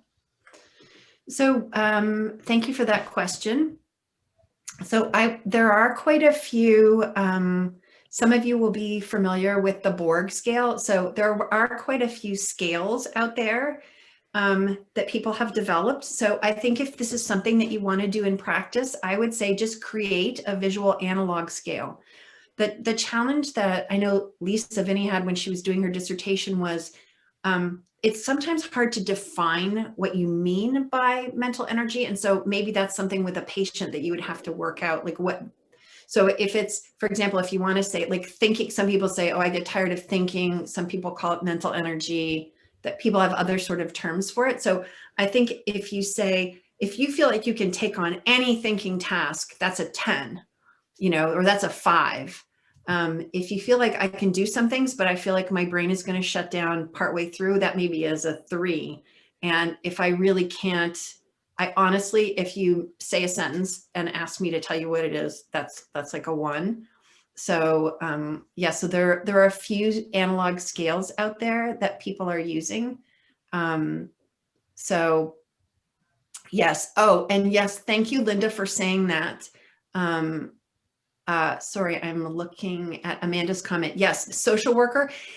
So when I first was introduced to this idea, which honestly came from, because I had a colleague who was in marketing.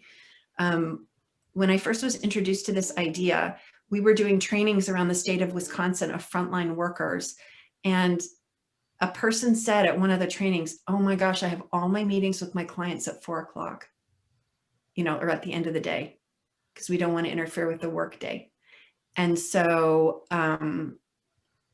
so it really, you know, you sort of have to think about, oh, wow, now I'm thinking about,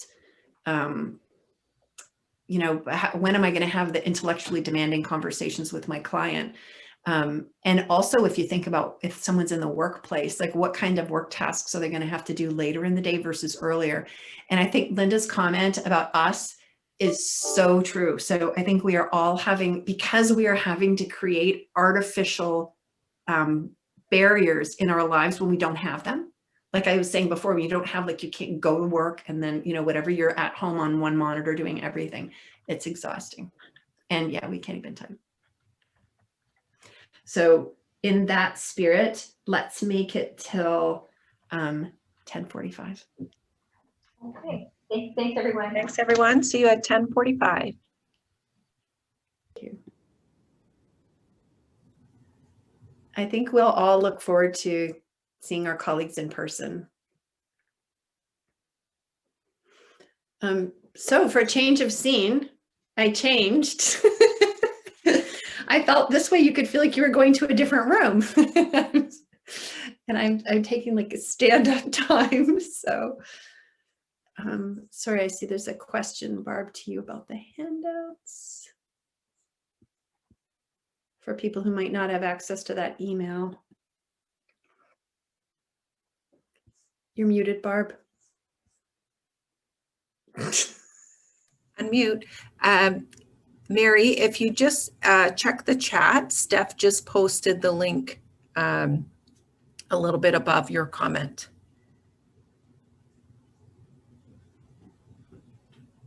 And everything is on the Central South Regional Stroke Network website. I'm gonna type the website again too.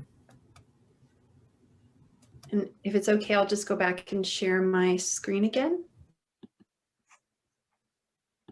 Is that okay, Barb? I'm going to take that as a yes. Yes, please go ahead, Lynn. Thank you. Okay, great. So I hope everyone had a little self-regulation fatigue break. In my lab, we joke that we call the self-regulation fatigue the reason for happy hour. Because we say that you have to be on your best behavior all day and then you just like go like crazy after work. I also always refer to it as the reason why I'm a better clinician than family member when it comes to communication, because I'm kind of done by the end of the day. I don't have a lot of resources left over to be patient I think another place where a lot of us are having to have more self-regulation is being patient with our office coworkers at home, if we're working at home. So this is just the tail end of executive function to say that executive function is what we use to manipulate, to operate our memory. So you can decide to pay attention to something or not. You can be strategic about how you retrieve information. So sometimes something can look like a memory problem in a patient when it's really an executive function problem. So for example, it could be, and the other way around. So I could think you have problems planning, but the real reason is you have problems with working memory. So you can't hold all that stuff in your mind. So if I give it to you in writing and give you time and you can physically manipulate it, you might look better. It's just that you can't do it if you have to hold it all in working memory. So likewise, you might look like you have a memory impairment because you don't know how to go about learning. And I think if you remember back school, I think that's something that's a challenge for students coming to, say, graduate school, is that you might have not had to do those kinds of flexible problem solving sort of things to learn in undergrad. And then you get to grad school and you have to use a lot of executive function. So it might look like it's learning when it's executive function, or it might look like executive function when it's memory, if that makes sense. And I think that was the point I made. So this is from an article on brain injury in children, talking about how these children grew up with profound executive function impairments, but it affected their ability to learn in school because they couldn't organize themselves, prioritize, and think about their own thinking, which is what you need to do to learn. A note about development. We sort of have this colloquial expression that the frontal lobes are last in, first out, because they are developing into your late 20s, and then they are starting to lose a few neurons starting in your 40s. So hence the loss in some flexibility as you get older. So those of you who are between 27 and 40, you should really bask in the moment, because you are at your peak age for self-control and flexibility and working memory. But you do have to think about the superimposition of acquired cognitive impairment on top of executive function impairment. In class last week, we were talking about intellectual disability, and that's the other thing. When you have someone who had a pre-existing developmental disability that was associated with either declarative learning impairments, which is very common in people with intellectual disabilities, or executive function challenges, also very common in people with intellectual disabilities. And then that person has a stroke or has, dementia onset. So it becomes really important to know what the baseline was for that person before they came to rehab. Executive function is so variable. I think I have that. It's very variable in the general population. There's more than 167 of you because some of you are in groups. So let's say all 200 of you are in the top 1% of executive function in the general population, because you got yourself here, you figured out how to do it, you got yourself through school for professional training, you're actually like awake and alert in the middle of a pandemic. So like you are in the top 1%. So it's very variable, and there's a couple of standardized tests of executive function. And there's no cutoff for atypical. So I always think, it's more a question of, do you have the flexibility and the inhibitory control and the working memory to do your job or to do what you need to do, as opposed to, are you impaired relative to the person next to you? And we do see people who come in with a complex history that suggests their executive function may not have been stellar before they came to our clinical caseload. So it's very variable. And if you have brain damage in childhood, you can actually fail to develop it at all. So it's difficult. So the last cognitive function I want to talk about before we move on to some evidence of what works or doesn't work is social cognition. Oh, sorry. And also I should say here, even though, as Barb said, we have this sort of designated time to talk about what you're going to do this afternoon, I'm trying to do that all the way through. So hopefully you're having some ideas already. And if you are, please feel free to jot them down or somehow make a note, because then at the end we can kind of share things that people think they might try out. Even if you just give it a try, they might try out this afternoon. So social cognition, this is my area of research, and I love to think about it. This is 2 kids with brain injury who were involved when I made my first set of research stimuli like 25 years ago. I had these 2 guys involved in making research stimuli, and they just goofed off the entire time.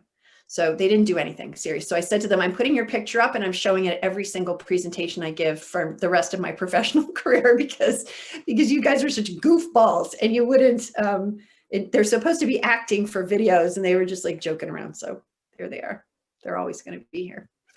I just want to give a nod to my staff in Wisconsin and the students in my lab. This was like a huge effort. We've been doing this work for a long time. So this was my crazy Wisconsin lab. Okay, so what is social cognition? This is a term, if any of you worked in autism in any capacity, you probably heard it, but it's another thing like executive function that's pretty vaguely defined right now. And you know what? I just realized I don't have my AirPods in, and I understand the quality's better if I do. Okay, so hopefully, is that a little bit better? Barb, can you tell me it doesn't sound that different to you? No, Yeah. sounds I didn't notice they were missing. You sounded good both ways. Yeah, I agree. Oh, okay, thanks. Oh, wait, hold on.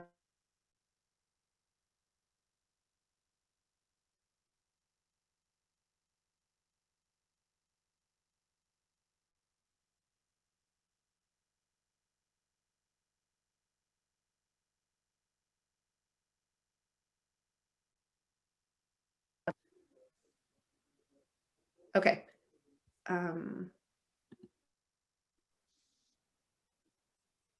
How about now? Sounds good. Okay. Thank you. Sorry about that. Okie dokie. Whoops. Okay. So social cognition has been defined as the cognitive processes we use to basically understand the social world. I found that extremely unhelpful, because it's like everything. So that's the definition of social cognition, is everything. So what I'm going to say for now is that social cognition is an aspect of thinking that includes 3 things: the mental processes we use to understand other people, and how the thinking we use to understand ourselves, to, let's say, get in touch with our feelings, and our knowledge about social rules. So the first one is the one I'm going to talk about, which is how we read other people to understand what they're thinking and feeling. So that's what I want to talk about today. And the reason I'm talking about it is because it's turning out that this is impaired in about 1/3 of people with brain injury, and many other populations. So impaired in people with schizophrenia, in people with, well, certainly it's the hallmark impairment in people with autism spectrum disorders, in people with certain types of strokes, in patients with frontotemporal dementia. So this is much more commonly impaired than we thought. And I think it might underlie some of the behavioral challenges that we have with some patients, and some of the challenges they have with their families. So I thought it was worth spending some time on it. I put the definition here so you have it in your slides. So these 2 main components that we're going to talk about: emotion recognition, which is reading emotions in other people's faces, their voices, and even their body language. And the second is theory of mind. So theory of mind is your understanding that other people have thoughts that are different from yours. So, and that's something you develop as a child. So very young kids, they think that it's the Borg mind for Star Trek fans, that everybody understands it. Sorry, Barb. Yes. Sorry, Lynn, I've been asked to go back to a question that was unanswered. So the question is, if a client has difficulty excluding distractions, for example, noise, is that an issue of working memory executive function, or both? So it's an executive, I would say it's an executive function impairment, and the aspect of executive function that's affected, that's primarily the impairment, is an inhibitory control. Thank It's you. going to have an effect on their working memory because they won't be able to block things out, but the actual impairment is an inhibitory control. Thanks, Barb, for putting your virtual hand up. Okay, so yeah, so little kids, they think that everybody has the same mind. But as you get older, you realize that other people have different thoughts than your thoughts. And the most important thing about this is that you understand that the reason people act the way they do is because they think the way they do. So you don't really care what other people think or feel. Like, this doesn't sound good, but basically the only reason we care about what other people think or feel is to predict or understand their behavior. So you might say to yourself, oh, my partner, I really want to know if they're feeling down today because I just really want to know. It's not really true. I mean, it maybe is true for you, I should say, but mostly you want to know because you want to know what you should do about it, or you want to know whether that explains why they're acting the way they do. So that people talk about theory of mind as mind reading, your ability to read somebody else's mind, but it's good to keep in mind that doing that allows you to act appropriately. And that's what I think is a challenge for a lot of people we work with, is if you misread a person, you're acting on bad data. And Premack and Woodruff, in their original definition of theory of mind, made a great point, which is it's a theory. You never know what people really are thinking or feeling. It's always just your theory. And again, if you're in some kind of a close relationship, you know how wrong you are all the time. So you may be like, I know that look on your face. You are thinking that I should be the one who's making dinner tonight. And the other person might say something like, actually, the look on my face was because my foot hurts. You know what I'm saying? Like, we're all wrong all the time. But we depend on this. So this is another problem with Zoom, or with the video life. And you guys know it if you've been doing clinic virtually. It's so hard because you're missing so many cues. If you have a time lag, I don't know if any of you have tried to do, ran through a whole clinical treatment protocol in December with a person, and we had a video lag, and it completely messed me up because I'm looking at her reaction, but her reaction is actually not to what I'm saying. That's in 2 seconds. And so my ability to even interact with that person, it was really frustrating because we're so controlled. Our behavior is so controlled by this. So that's theory of mind. You might also hear mentalizing, social thinking, perspective taking, EQ, or social intelligence, belief reasoning. For those of you who work with kids, there was a task that Piaget developed, so like last century, where you ask the child, what does the doll see when the doll is on the other side? There's a ton of treatment materials out there that are meant to fix this when it's a problem. So why in brain injury in particular, and as I say, in other disorders with the same pathology? So there's not total agreement on what parts of the brain you need for this, but there are some parts that come up again and again, and the frontal lobes are included. So you seem to need the frontal lobes for theory of mind and emotion recognition, and you seem to need parts of the parietal lobe and parts of the temporal lobe, and these parts tend to be damaged in brain injury. So those patients are at risk just because of their brain damage. The second thing is, to do theory of mind, you have to think pretty fast. And so people with brain injury often have slow thinking, and that slow thinking can affect any kind of thinking. So if you think, most facial expressions are fleeting. They're in milliseconds. If you're not thinking that fast, you may, again, be operating on bad information. So you miss that cue. That person had sort of a quick look of annoyance before they covered it up and made a pleasant face. And typically people could catch it, but a person who's had some kind of brain damage might be slowed down and they can't catch it that quickly. So I mentioned 2 parts, emotion recognition, theory of mind, and I just want to say a bit about how we test them because it's not good. So usually we test the ability to recognize emotions by showing a picture like this with some choices and saying, what is that person thinking? So that's not that great, because in life, you don't get that. First of all, you don't get the multiple choice, and you don't get a face that's so exaggerated. So in response to those limitations, people have developed these morph images. So I'll show you these morphs. So to say, oh, well, it's not always a big smile. Maybe it's just like a little smile or a little frown. So we test patients' ability to detect emotions at these different percents. So here's a 40% facial expression. There is 60, 80, and 100. So we can say, is the person only good when it's like really, you know, extreme emotions? So that's been done. So I thought for brain injury, I thought the problem with people with TBI would be they needed the real, you know, 100% emotion to detect them, but it wasn't true at all. Actually, over 80%, it didn't seem to help. So no matter how we looked at it, overall, people with brain injury weren't as good. But that's a bit misleading, because there's 70% who are fine, and then there's this 1/3 group. And we haven't figured out what it is about that group. It doesn't seem to be where their brain lesions are. There's something about this 1/3 of people that they just aren't very good at reading emotions in other people.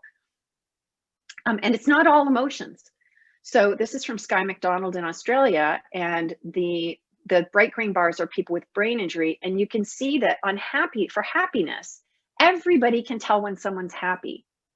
And even sad is, you know, sort of generally difficult for people. Where you see it is like anger, there's a big difference, and disgust, there's a big difference between people with and without TBI. Then you get to like fear, which is everyone has trouble with. Fear and surprise are almost identical, and so people often mix those up. So I'm saying that just to say that it's also not all emotions. If you're thinking, oh, I'm going to test this in my patient, I'm just going to make some faces, which is probably the best thing to do. I'm going to make some expressions and see if they get it. If you just test happy, you won't pick it up. Or if you just test afraid, everybody's going to have trouble with it. The reason for the fear and surprise, this is a study looking at what parts of the face move. For fear and surprise, it's almost exactly the same face. The only difference between surprise and fear is that in surprise, people tend to raise their eyebrows, which you don't do in fear. And I always joke that this is probably because in the animal kingdom, there are no happy surprises.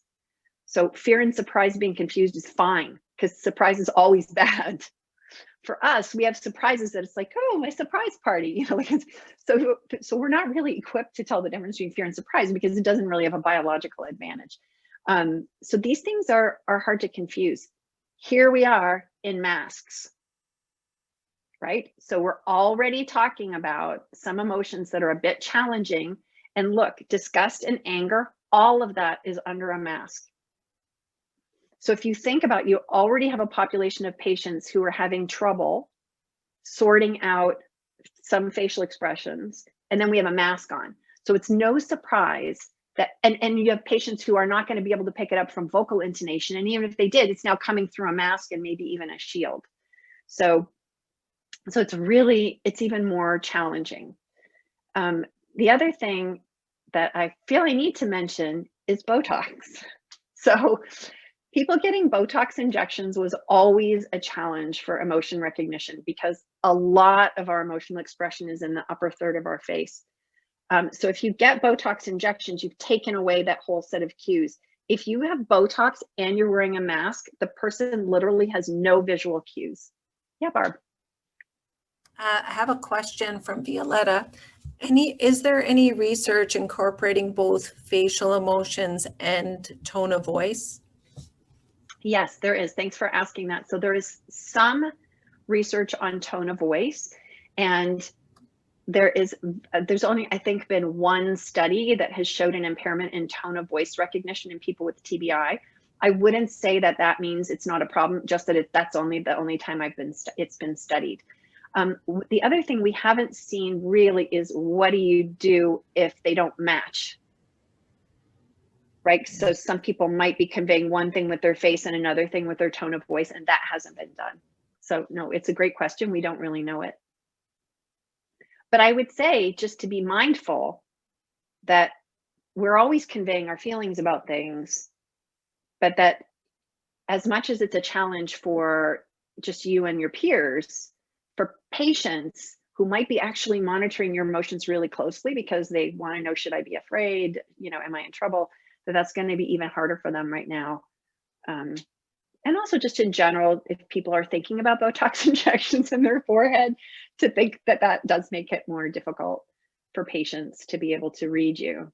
And if a patient has problems and they have a family member who's getting cosmetic procedures, it's going to make it harder on the patient and the family. We had a family friend who was in that exact situation, that the spouse was getting a lot of cosmetic procedures and the husband was starting to have trouble even recognizing her. So there could be those problems, but in real life, and I think the voice question is a good example, in real life, you don't usually recognize an emotion by itself. There's words the person's saying, there's their voice that goes with their face, their body language, there's the context, there's all these cues in the environment. And there has been a little bit of work on that, and we've done a little bit in our lab. So this was a study that in my lab we call, well, it is the poopy diaper study. So this is a face, and this face is superimposed on a body that's congruent. So angry face, angry body. This is a man holding the poopy underwear. And so it's an angry face, disgusting context. This is a disgusted face, disgusted with disgusted, and disgusted with angry. So I'm showing this to say that for typical adults, reaction time is faster when the face goes with the context. So for people in general, the context supports your interpretation of emotions. Sometimes it's a verbal context. So someone might say something to you, and then you look at their face and your interpretation of their emotion is biased by what they just said. So we did this study. This was a master's student, Caitlin Ryan. She showed people for 2 seconds a sentence, and then she showed them a neutral face. They're all standardized for being neutral. And then she asked people to rate how positive or negative the facial expression was. It should be 0, right? Because they're all neutral. But if the statement before was positive, people tended to rate the face more positively. And if the statement before was negative, they tended to rate the face more negatively. So if I say, you can't drink thin liquids right now because you're aspirating, the person is not going to think I'm happy because what I just said biased that. And that's in typical adults. We thought women would be more sensitive to that than men. And so the top bar in that chart is women. So, but it wasn't a statistically significant difference. I still think women are more word sensitive than men, but I don't have any evidence to prove that. I shouldn't even say it because I don't have any evidence. So we published a paper on this in people with brain injury a few years ago now, where we showed people pictures with or without a context, and we asked them what they thought that person in the photograph was feeling. And we learned something interesting that I'm just sharing with you as a little tidbit to show how unhelpful the multiple choice type test is. What it turned out was that of all the responses of everybody, these typical college students, first of all, we had 7,400 responses from college students, like 160 college students. 28% of them used the words happy, sad, angry, disgusted. Mostly they use other words. So even if you said to someone, I'm going to make a face and you tell me if you think I'm happy or angry, people are as likely to think irritated, annoyed, cheerful, joyful. Like they're not gonna, those basic emotions are not going to capture the problem. So even if you have a patient who's had some emotion test and scores fine on it, I wouldn't say that means they're totally fine, because the subtle emotions, the context effects, all that stuff is probably going to be different for a patient. Oh, so what we did with a group I was working with a few years ago, we made a one-page handout, Barb, that can go on the list if it's helpful, for families that just said, say what you think, say what you feel. So that instead of, if you come home from work and the person you're living with has a cognitive impairment and they don't read emotions, instead of coming in the door and saying, they say, how was your day? And you say, fine. instead of saying that, say, my day was really tiring and I need to have 10 minutes without you alone by myself to have my self-regulation repletion. So that you actually, people are trying to learn to say their feelings instead of assuming that the other person can infer them.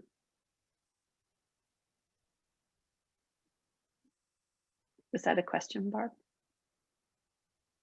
Sorry. A comment, we all need this handout in life. Yeah, I know it. Like I said, we're all wrong all the time. So theory of mind usually is tested in kids with autism using some version of this task. This is called the Sally Ann story. So we have Sally, we have Ann, they're playing together with a doll. Sally puts the doll in the stroller and then she leaves. Ann takes the doll out of the stroller and puts it in the chest. And then she stands back up. So when Sally comes back in, where is she gonna look? In the chest or the stroller? Hopefully you thought stroller. Because Sally doesn't know that Ann moved it. So the answer in many children with autism would be the chest, because of not getting that the two of them don't share a mind, that they have different minds. So that's mostly that kind of task. I have a video. I've had mixed. I'm gonna unshare and share again so I can, yeah, I have share sound on here. Let's see if it works. Barb, you can let me know. I haven't had very good luck with audio on Zoom. Oh, I think I know, I remember why. Okay, I'm not gonna show you the video because I have to reset everything. And anyway, we test this by videos in my lab. So theory of mind develops from very early in life. Again, if you have any work in autism, you'll know this from joint attention by looking at other people's gaze. In brain injury, we've done a few studies, again, showing this idea that some people aren't very good at it. This was teenagers who did well on in theory of mind and teenagers who didn't. We had them talk, and we found that the teenagers who with brain injury who didn't do well on theory of mind tasks also didn't talk about the thoughts and feelings of other people. Oops, sorry about that.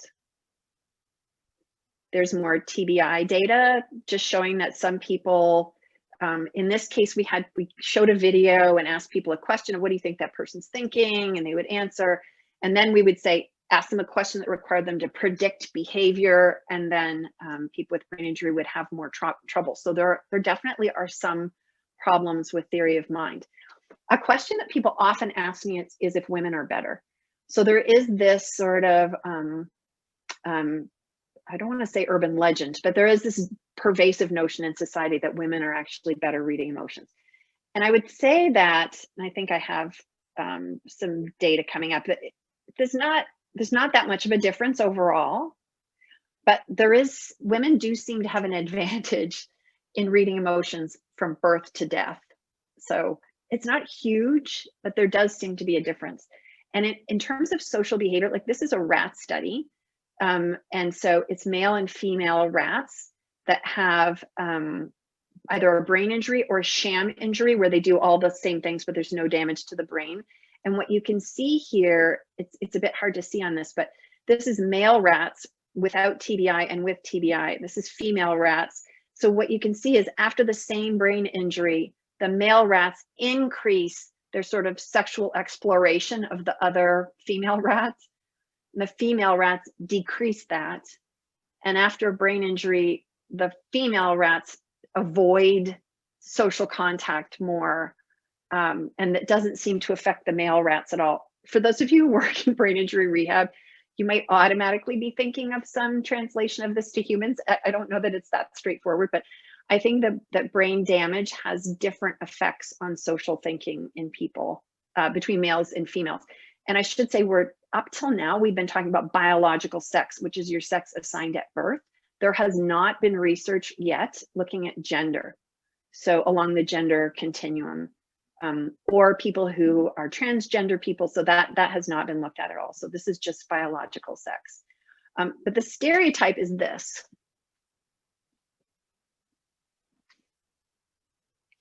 Right, so that women have all this stuff and guys are like, whatever.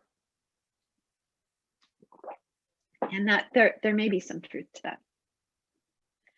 And this, so that was a look that if I were giving this in person, I would ask if there are any males who would like to volunteer to say what that look is, because a lot of guys just, it's not part of their world, fortunately for them. I put this in so you have it. This is a figure showing the different aspects of gender. So, because I think we need to be thinking about gender, gender identity, gender expression, the big part of rehabilitation. But as I said, the data, the biological sex data are not that really compelling. So maybe because we're trying tasks that are not subtle enough, but I don't think you could say, oh, that patient can't do it because he's a guy. That's my bottom line here. I don't think you could say that, you know, a man can't do it because he's male. We have found in our research a slight female advantage. So you can see here the females with TBI are better at theory of mind than the males. This was another replication with a lot more people, and we found the same thing, that we kind of found a slight female advantage in the controls, not so much in the people with brain injury. So women with brain injury might do a little better in social cognition than men. They might be more at risk, but it's not really that profound. So why do we care about this? So we care about it because if you can't read other people, that might be why there are a lot of these other problems we see. Like, for example, turn taking. So we did this study of turn taking where we showed a video and asked people to hit a key when they thought someone could take a turn. Well, if you're not reading facial expressions and you're not reading theory of mind, you might be jumping in at the wrong time. And sure enough, people with brain injury were jumping in at really odd times. And it doesn't even, this is people with TBI and people without. It doesn't matter to tell you what the data, they're just not the same, these two groups. So maybe that's why people are not very good at conversational turn taking. Maybe that's why they can't read between the lines. So like we started with today, all the inferences we have in our language, maybe, and I put this in the slides so you have this example of people with brain injury and their communication partners. Maybe they're missing some of the social cues because they can't get in your head and think about what you're thinking. I mentioned we had people with brain injury come in and they actually talked less about thoughts and feelings. So maybe if you're not good at theory of mind, people might call you egocentric because you're stuck in your own head and you can't really get out of it to take the perspective of somebody else. In rehab, there's some evidence that people who have poor social cognition skills don't do as well in rehab, which I think if you reflect would make sense to you. So, you know, the people might be perceived as difficult to work with, or, you know, not really appreciating the thoughts and feelings of other people. So that was shown in one study. Peter Muhlenbrook, who was my PhD student, did a study showing that social skills were the biggest predictor of successfully maintaining employment after TBI. Oh, this is the study about rehab outcomes. One thing we have found in our studies is that women are pickier. So, sorry, I'm just going to jump to this. We gave a questionnaire to undergrad self-identified females and self-identified males, and we asked them from a whole list of behaviors, how many do you think would be bad if a woman did them versus a man? And if you look here, the number of behaviors that are problematic if showed by anybody is way more when women are judging. So what I've said is, when it comes to social behavior, are you applying girl standards? Like, are there different expectations for women? Are women more critical, socially more critical? That's not a judgment. It's just to say, if you have a patient who's going into an environment where there are a lot of women or a lot of men, you might ask the question when you're thinking about rehab targets, in this group of people, what are going to be the expectations for social behavior? Because in a group of women, the expectations might be higher. And also, when you find a study that says that people with brain injury have social problems, it's mostly males being rated by women in the studies. And so it may be just that women are pickier. So it might be that patients are not very aware, but it also might be that our expectations are high. Yes, Barb. We have a question. Is there research for benefits in psychological, emotional, mental health intervention for these people prior to or in conjunction with rehab, SLP, PT, OT? So overall, there is good evidence of the benefits of psychotherapy or talk therapy in people with brain injury.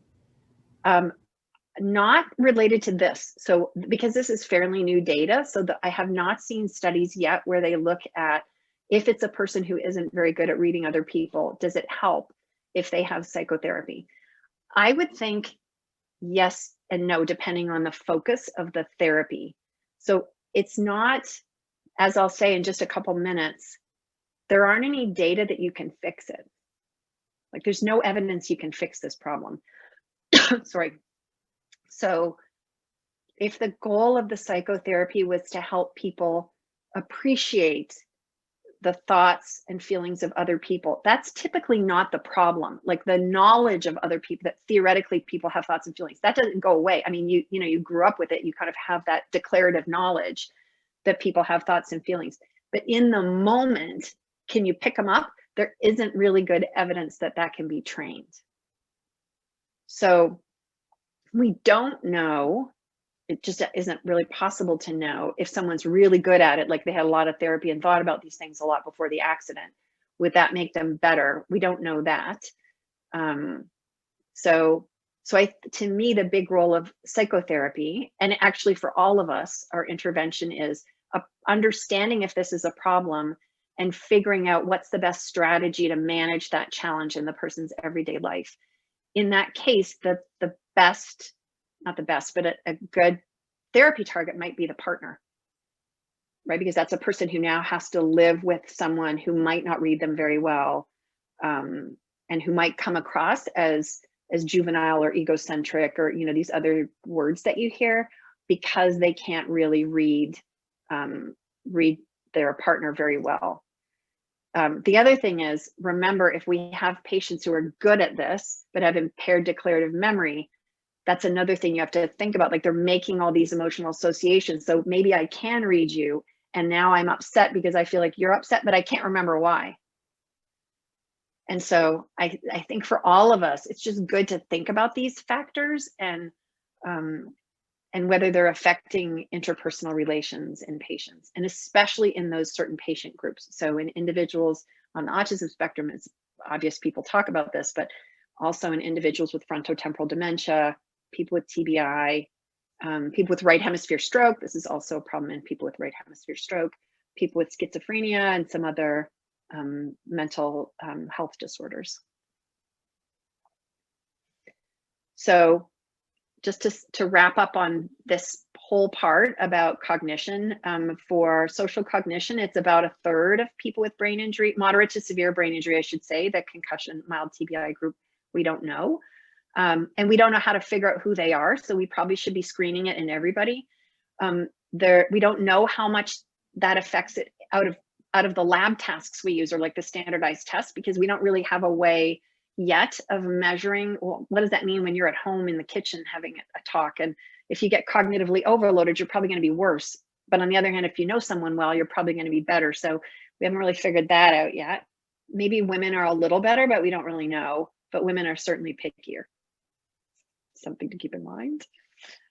So overall, we've talked about learning and memory. We've talked about working memory, executive functions, and social cognition. And I've tried to link those to different regions of brain damage. But I wouldn't be too married to the brain damage information, because everybody's different. What's important is the patient's cognitive profile. And that's what really affects our interaction. So I'd like to take a 5-minute break now, Barb, if that's okay. And then for the last bit, we're going to talk about, well, we're kind of going to encapsulate things I've already said about treatment, and then talk about one new idea. We're back. Okay. Okay, so I'm going to do a fairly short summary of the status of the research evidence. And then we're going to do another breakout group. That'll be like the new thing. So hopefully like lead you out of here charged and inspired to do something. Okay, so first of all, you're going to get the benefit of my soapbox. I just have to give you advance warning. There are some things that I'm advocating for. One is we have this distinction in rehab of restorative versus compensatory. And I put restorative here with the brain and the bandage over it to, you know, sort of the idea that we're fixing the brain. And compensatory is a strategy like Post-its. I don't think it's helpful, to be honest. I don't think the distinction between restorative and compensatory is helpful. I think patients have the idea that we've given up on them trying to fix their problem, and that's why we're going to a compensatory intervention. And it also doesn't make any biological sense. So the brain is reorganizing itself and compensating and restoring in this it can't be disentangled. This sort of tangled, iterative, ongoing process over months. And so we don't really, I don't think it's helpful to patients. I don't think it makes biological sense.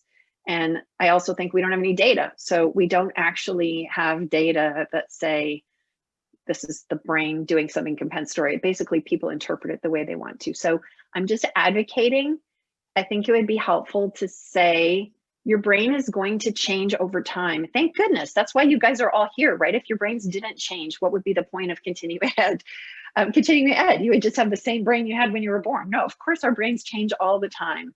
But you know that we're focused on the task. Like we need to help you do what you need to do. So that's number one. Number two, I think helped by that is the idea of starting with life participation in mind. And our students certainly have been brainwashed into this. And I know for clinicians, I think we all feel that way. We want people to have like an end goal as opposed to, you know, this impairment based, I'm going to improve your memory by 75%, or it's going to be 75% accurate. I mean, we can all do better. And as I said, with executive function, there's no cutoff for abnormal. So there's no end to treatment.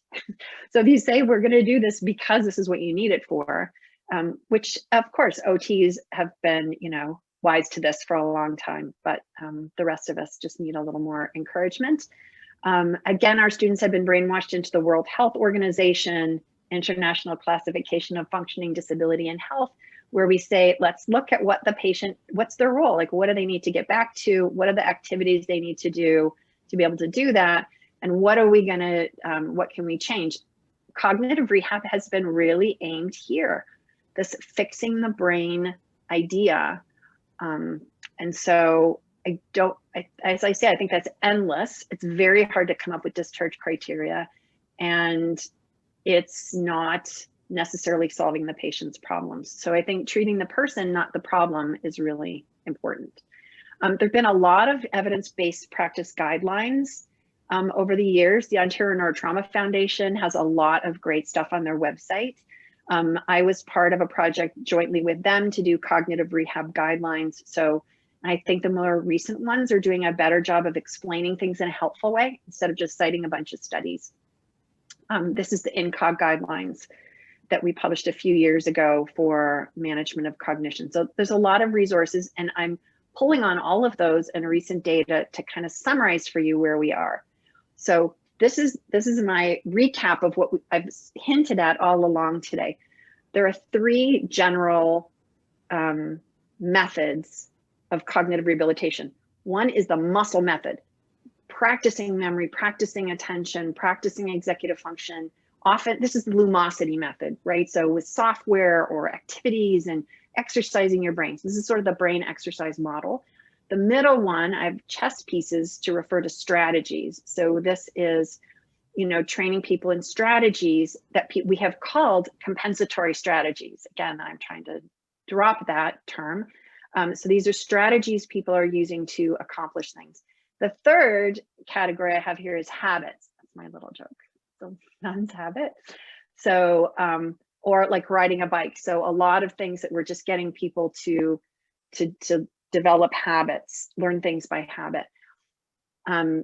The strategies need to become habits. So those two aren't that separate, but in the literature, you'll see these three different bodies of literature: the mental muscle people, the strategy people, and the habit people. So what's the evidence? Oh, first, again, back to my very first slide. This is recommended practices for rehabbing people, not necessarily rehabbing their cognitive problems specifically. So the muscle thing, that's been used mostly for specific cognitive functions, memory, exercises, attention training, like a lot of people know McKay's attention process training, executive functions, and social cognition, especially in autism. So lots of software, lots of activities to help people, you know, think about other people. What's the evidence of that so far? It's not good. So, I mean, this has been really, really studied a lot. And by and large, this is doesn't have generalizable benefit. People might feel good when they do it. You know, it's a good sense of accomplishment, bells will ring and things will happen in the software, but really the evidence that it leads to generalizable benefit in what we call FAR transfer. So not just I train the task, I measure the task, I do better on the task, but I train the task and I try and organize my grocery list, or I try and have a conversation with someone I don't know very well. There's just really not a lot of evidence for that. So that's a lot of what a lot of us have been doing. The strategy recommendations are very compelling. So there's excellent evidence in the world of brain injury that if a patient has enough awareness to know when to use a strategy and they learn it as a habit, it can make a really big difference in their lives. And the strategy most common in cognitive rehab is to use some memory aid. So if patients get a good memory aid, like all of us, we get a good memory aid and we use it, there's really good evidence that that makes a meaningful difference in someone's life. So, but it has those two key ingredients. The patient has to have awareness, or you have to do things to increase patient awareness, and the patient has to practice it enough to be a habit. The third one, which is habits, is the same. It's amazing. People with profound declarative learning impairments can learn non-declaratively, but you have to keep in mind it's probabilistic. They're going to learn what they do the most, and it's context specific. So that is, in a nutshell, the world of cognitive rehab evidence right now. Yes, Barb. Two questions. The first one is insight. What happens when your patient doesn't have it? And the other question is there a benefit here for processing speed, in brackets muscle? So I'm not quite sure what that means. Yeah, it means, so there also are there's some reaction time type activities and software and online things that are meant to make you think faster. And no, there is no evidence that that produces a generalizable benefit. And even for attention process training, if you follow the versions of it, McKay's most recent version is APT plus metacognitive strategy training, because it turned out that what people are learning in APT is a mindset that they can consciously adopt as a strategy to help them. And so it's not a muscle. And that was the one place that that I think all of us thought, oh, attention training is the one thing that you actually, if you it's just brute force, keep doing it, you'll get better at it. But there were a couple of reviews at the time McKay was on our committee, that we were putting out these evidence guidelines, and it was clear that it's not generalizable. So what's generalizable is a strategy that people are using to help them do the attention task. I want to come back to this idea of awareness because I'm going to address it in just a minute. Was there another question, Barb? Just to follow up to the processing speed question. So should we ever bother with the muscle retraining stuff then? So all I can tell you is the evidence, which is, or lack of, so basically there's a lack of evidence that it's effective in brain injury rehabilitation. Now, for children who are very young with autism, it seems clear that that kind of training can actually change the direction of development. even for kids over 7 in autism, though, there is not compelling evidence that these social cognition exercises change theory of mind per se, rather than giving people a strategy to learn how to approach it. So I like the muscle activities as a medium to learn strategies. So I think that's one of the good things about them is if you can come up with an activity that's pretty close to what the person needs to use in real life, then it gives you a platform, a shared platform to talk to the patient about, okay, so what's happening? Let's try this strategy and now do it again. So, but I think having the belief that it's going to actually make memory better, despite claims of all the vendors, there really isn't good evidence for that. So if someone comes up with great evidence, I'll be on board, but I've looked a lot and I haven't seen it yet. That's a very roundabout. Last question, what does ABT stand for?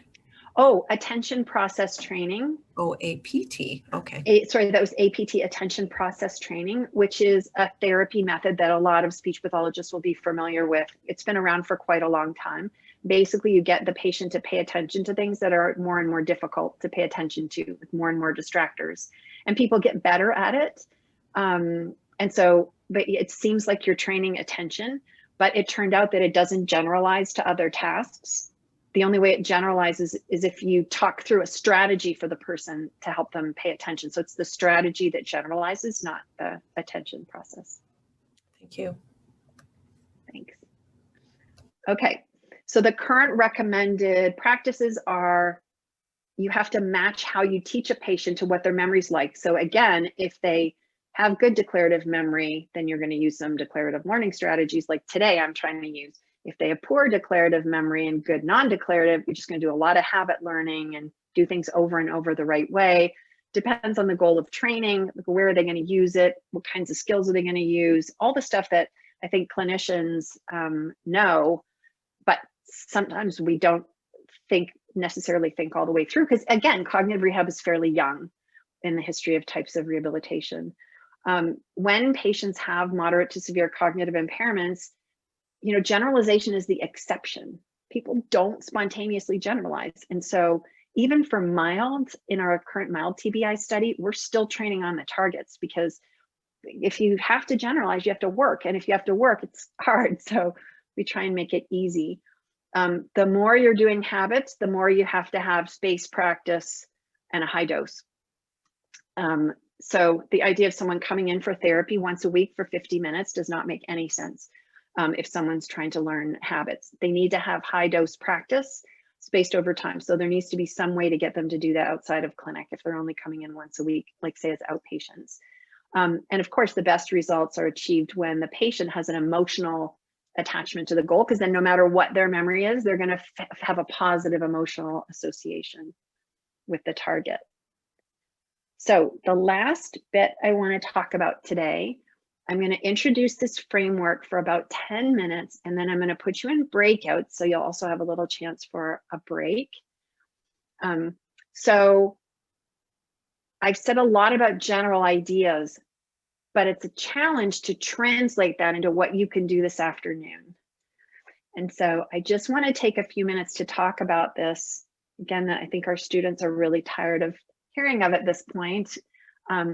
This thing called the Rehab Treatment Specification System. And I'm going to give you the basics of it. So I'm just putting this up to say, for those of you who like to read an article, there's a lot more detail available in some publications that have come out of our group, our TSS group. This group has been working for about 10 or 11 years at this point, developing a way to describe treatment. There's a manual that can be downloaded in your handout. There's a link. So I'm not concerned with the details today. I just want to give you a flavor of a couple of things that I think you could take to work this afternoon. So we are a multidisciplinary team. So there are 2 OTs, 2 PTs, 2 SLPs, 2 rehab psychologists, and an MD PhD. We also have an advisory committee with nursing, nutrition, psychology, like counseling psychology. So this is meant to apply to anybody who has interactions with a patient in rehab. The aim of this is to describe what happens in rehab What happens right now is a patient gets referred for rehab, and really nobody outside rehab knows what the heck goes on there. And because of that, we have always to fight for reimbursement for rehab. So part of what we wanted to do is we wanted to describe exactly what happens in a therapy session in rehab. And that's what this is about. So this is terms, it's basically terms and a way to think about what you do in your session with your client. Oops. It's not the system of care. Is it inpatient or outpatient? Is it patient-centered or not patient-centered? Do you have to pay for it or is it free? It's not all of that. It's literally, I sit down with a patient, what do I do? And there's 3 parts.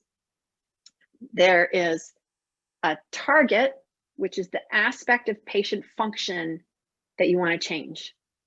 So what am I trying to change in this patient in this 30-minute session? There is the ingredients, which is what you do or what you pick. So I want this patient to be 80% correct at setting their brakes when they stand up out of their wheelchair. I'm going to bring to that ingredients. I'm going to bring encouragement, instructions, a wheelchair, a timer, if I'm going to do it by errorless learning, and I'm going to bring opportunities for practice. That's my ingredients, just to give you an idea. There's also a mechanism of action, which is how the treatment works in the body. Most of the time, we don't really know. So I'm not going to talk about that too much, especially for physios and to some extent for OTs. There are treatments that you exactly know, like if you apply heat or ice or whatever, we know the biology of that. But when we're changing a habit, it's some change in the brain we don't really know. So you see, I'm going to skip over the mechanism. So we describe treatment by our targets and our ingredients. Here is the direction of causality. So I do something and the patient changes, but our planning is the other way. I want to get the patient to set their brakes on their wheelchair. So in planning, I'm going to think, I know for this patient, I've got to have motivation ingredients and I've got to give them feedback and I have to give them opportunities for practice and I have to have a wheelchair and I have to have cues. I have to model the correct response. These are my ingredients. So I'm going to skip over this to the next slide and then I'm going to put you in breakout groups. So here was one of the things that was just a huge eye opener to me. In any treatment you can ever do for any patient in the whole world, there are only 3 different types of targets. So there's only 3 different aspects of a patient function that you can try and change. One is their physical organs. So you can do a treatment where the target is organ change or organ replacement. So for us in SLP, that would be a cochlear implant. So I'm going to actually replace the cochlea with an implant. It also could be deep brain stimulation, that we're going to put electrodes in and we're actually physically going to change the brain. Or if anyone's doing like transcranial direct current stimulation. For OTs and PTs, there may be joint replacement. There may be like a Botox injection for a patient for contractures. So these are changes to organ functions. In this category, you can have some treatments where the patient is unconscious and it still works. But even in organ functions, like you're trying to do a cardiac strengthening, you might have to motivate the person. So there's some things that are still require active participation by the person. So that's organ functions. Most of what we do in rehab is the other 2 categories. We're either making a skill or a habit or changing how somebody thinks. That's it. And it turns out the great thing about this is there are actions that are universal across all disciplines and all people that help you make a habit or a skill. And there are likewise actions or ingredients across all people in all settings that help people change their thinking. So we can talk to each other. So if I say, I need the patient to learn how to use their augmentative communication device, so they need to have a high dose practice. Everyone in the team would understand that because we all know that it's a skill or a habit. And so the key ingredient is opportunities for practice. So we can say the successful outcome for my patient is dependent on the total dose. And all of us know the word dose and we all know the ingredient of opportunities for practice. So we can talk to each other. Or I can say to a colleague, this is a patient who requires a lot of motivational ingredients. And the other person would know, oh, a motivational ingredient. That means here's my list. And we have lists of these. So here's my list. Comparing you now to your current future self, or reviewing your progress so far, or making a behavioral contract, or doing pros and cons of different methods. These ingredients, these clinician tools, come from health psychology, they come from sports psychology, they come from all different places, but we can all use the same words. The great thing is too, I can look at a study that was done in a totally different aspect of function by appearance, and I can extract the parts that work so that I don't have to do a research study of every single type of treatment. So let's say, for example, if someone did training on cognitive device A over here with people with brain injury, and someone did training on cognitive device B over here, I might say, well, I have cognitive device C. But if I can look and say, oh, I see what they had to do was train a habit and these 3 skills, I know how to train habits and skills. So I can take the ingredients out of that treatment and I can import them into mine. So that was a lot. So what I would like you to do, and in this time stuff, people can go into breakout groups of, say, let's say 6. So that way, if we do have someone who's really at work and in a larger group, it won't be too bad if you're missing out of a group. So if you wouldn't mind putting people's stuff in a breakout group, what I'd like you to do in your group is think about something in a therapy session, some aspect of patient function that you have wanted to change, and whether it was skill and habit, representation, or an organ function. That's it. So I just want you to think about that. Think about which it was, because then we're going to talk about which ingredients go with which, and then you can see, is that the treatment methods that I used? So if that makes sense. So I'm going to give everybody 10 minutes to chat in your group about one thing you've done in clinic, just to share. Was it skill and habit? Was it changing their thinking?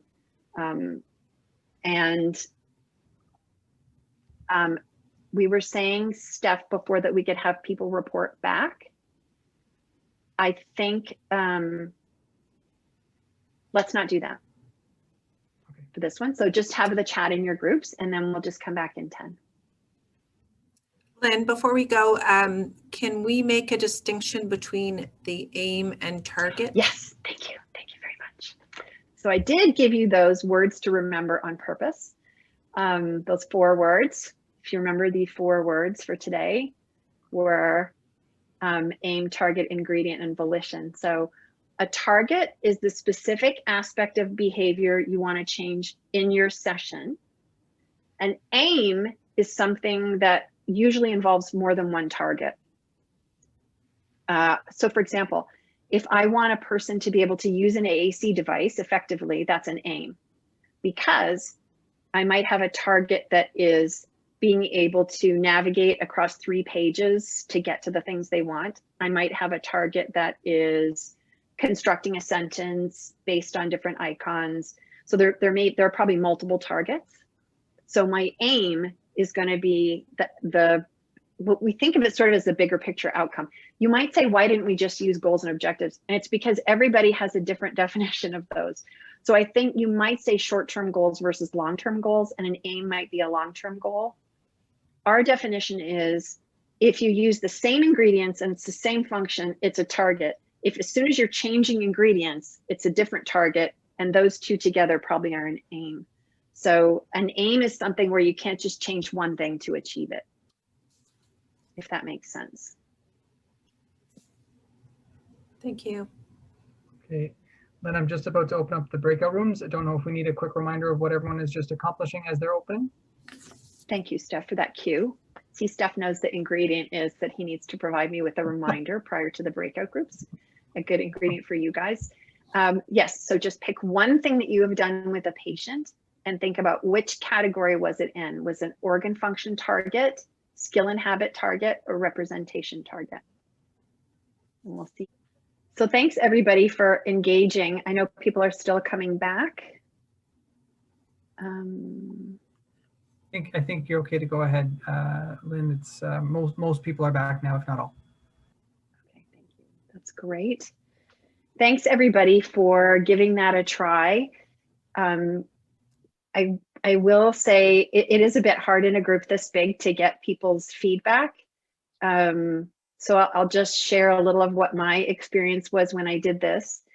I realized that I was mixing target types, and I was using methods that were better suited for the wrong type of target. So in other words, I wanted people to learn habits and skills, but we were mostly just talking about it, not practicing. I also didn't realize that there were often separate targets that I was bundling together. And this is where I wanted to get back to the patient motivation. So if you have a patient that doesn't have insight, so if you have a patient who doesn't have good insight, you may say, I'm going to add some ingredients related to insight into my treatment.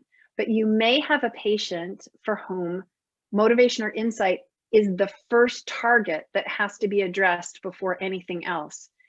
And at least for me, I don't think I ever stated it as a target.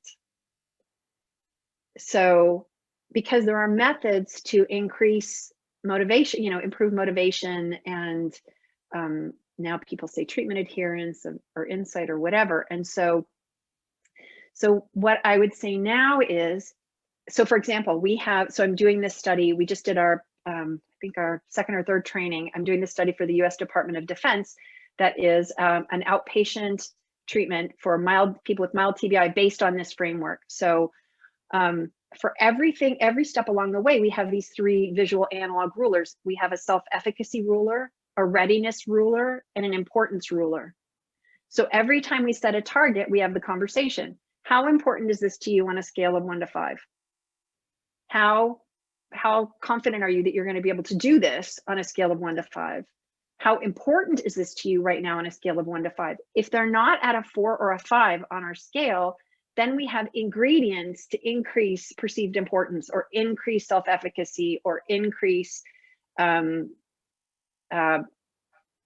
importance of readiness.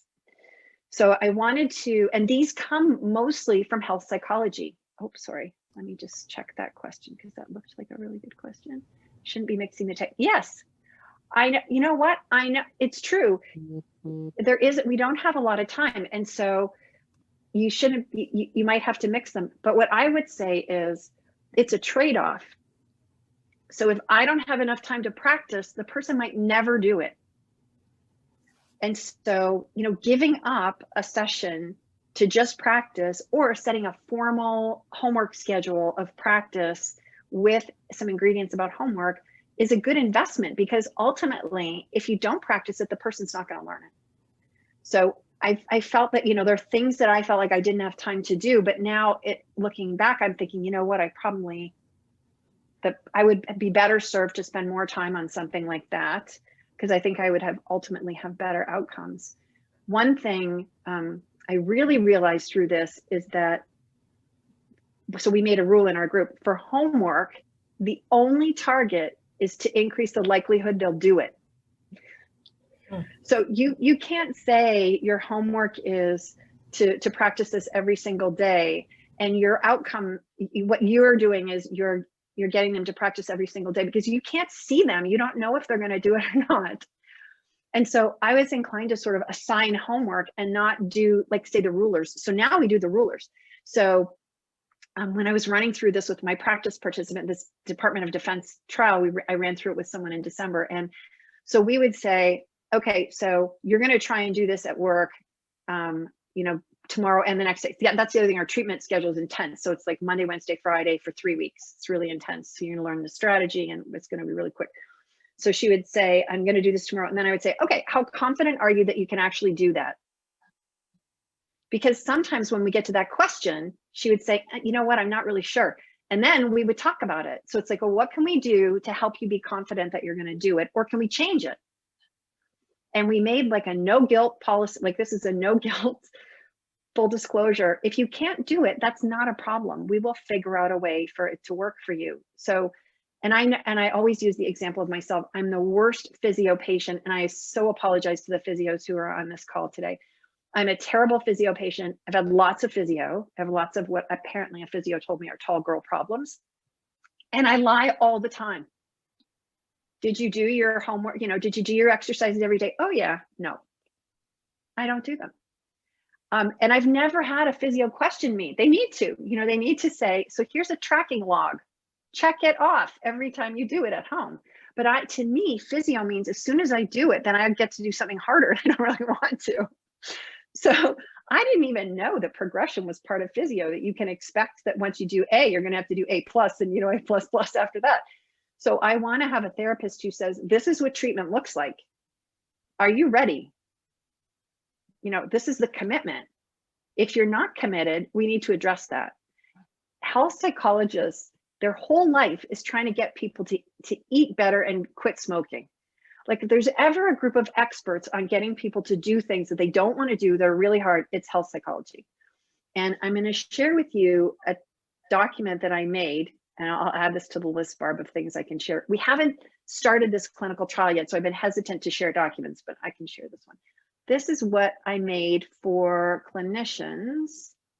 That's the quick reference guide. Okay, I'll share that. Okay, this is so that it's a symptom targeted rehab. So the patient, it's mild TBI. So people come in, we say, what are your main complaints? We translate those complaints into targets. We treat the targets. So if it's a skill and habit target, I made this cheat sheet. If it's a skill and habit target, the ingredients for us as clinicians, number 2 on this list, which is really number 1, is we have to give them opportunities to practice. But there's a whole bunch of other stuff there. Give feedback, give a model, so that stuff is all the stuff we're all used to doing. But if you get down here, these are representation targets. So this is me changing the way you think. Volition is the likelihood that you are going to want to do it, that your active participation. How can I get you to actively participate? In this page, we have a ton of ingredients from health psychology to help patients get motivated.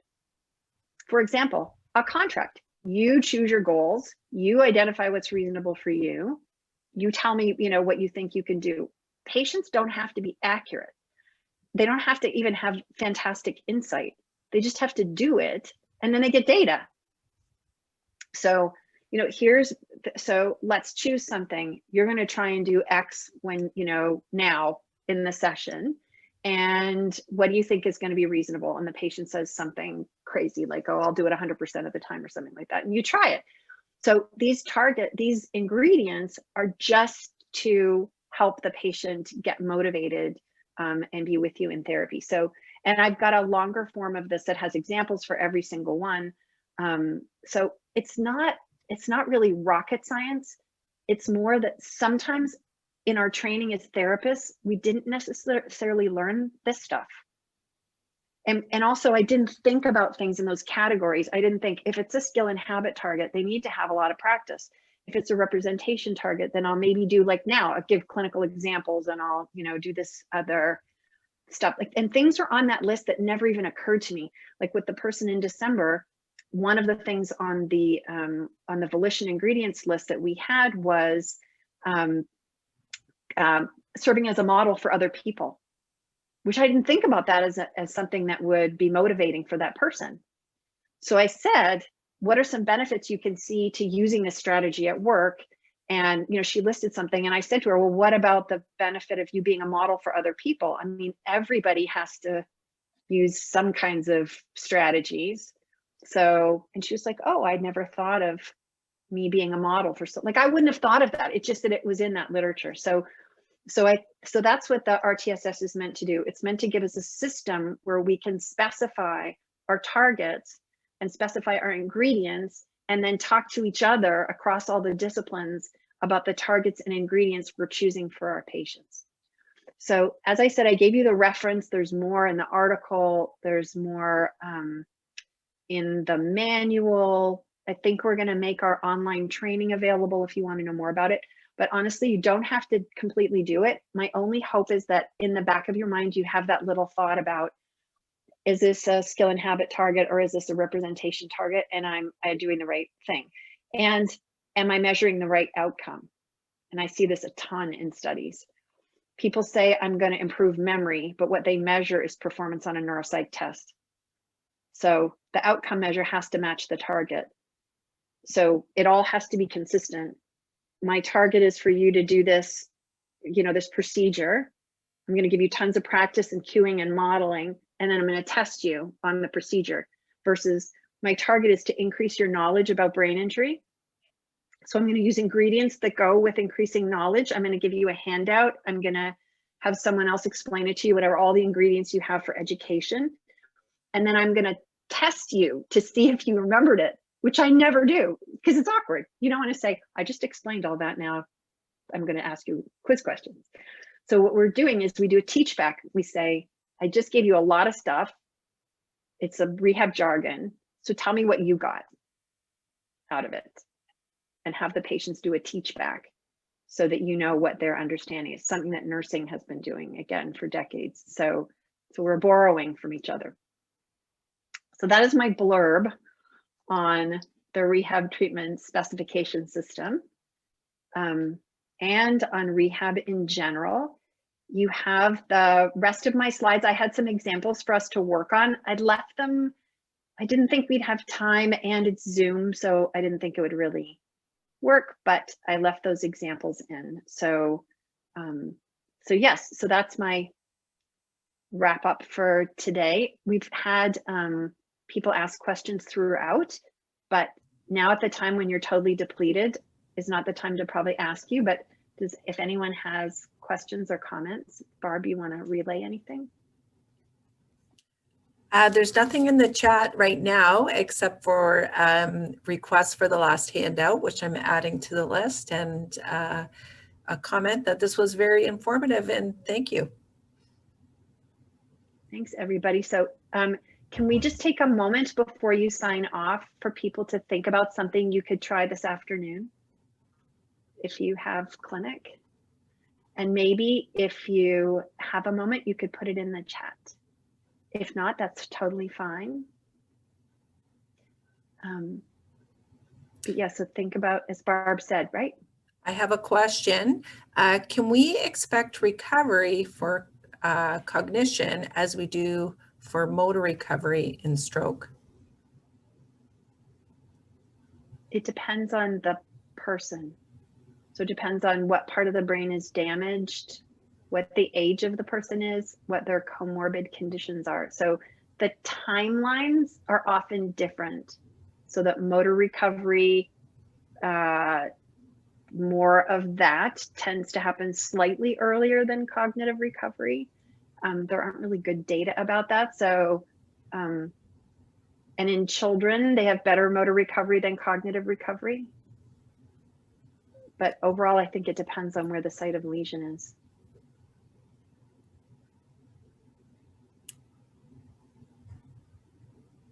Just reading another question. Lee is wondering if there is interest. Oh, it's just to me.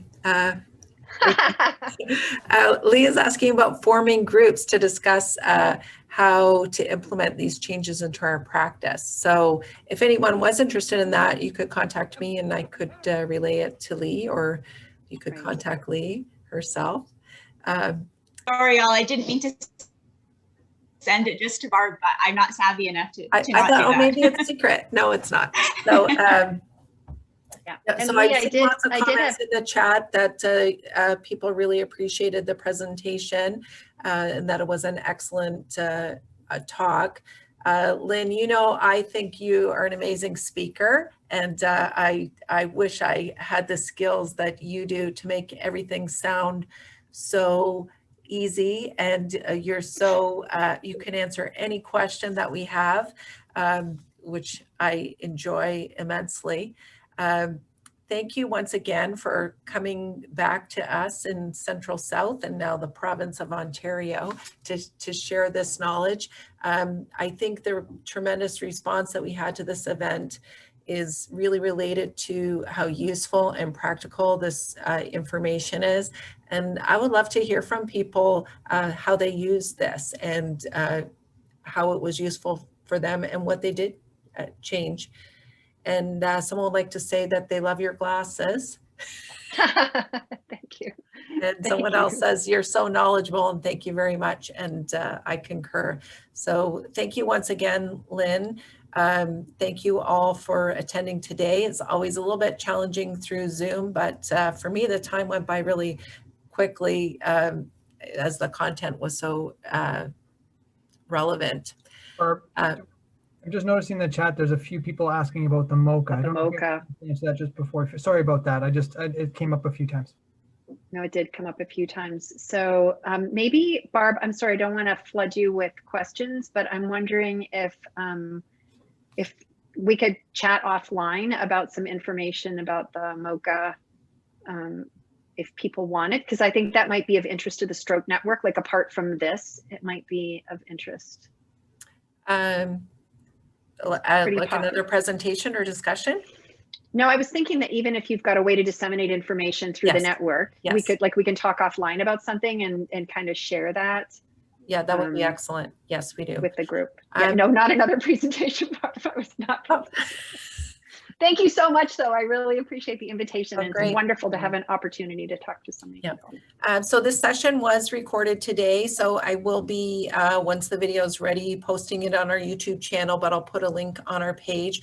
Lynn has graciously agreed to allow us to record it and share it. We're just going to archive it for 2 weeks. I hope to have it up by Friday or before, and I'll send a message to this group, but check back to the website, which is www.csnstroke.ca, and check back there for other events coming up soon.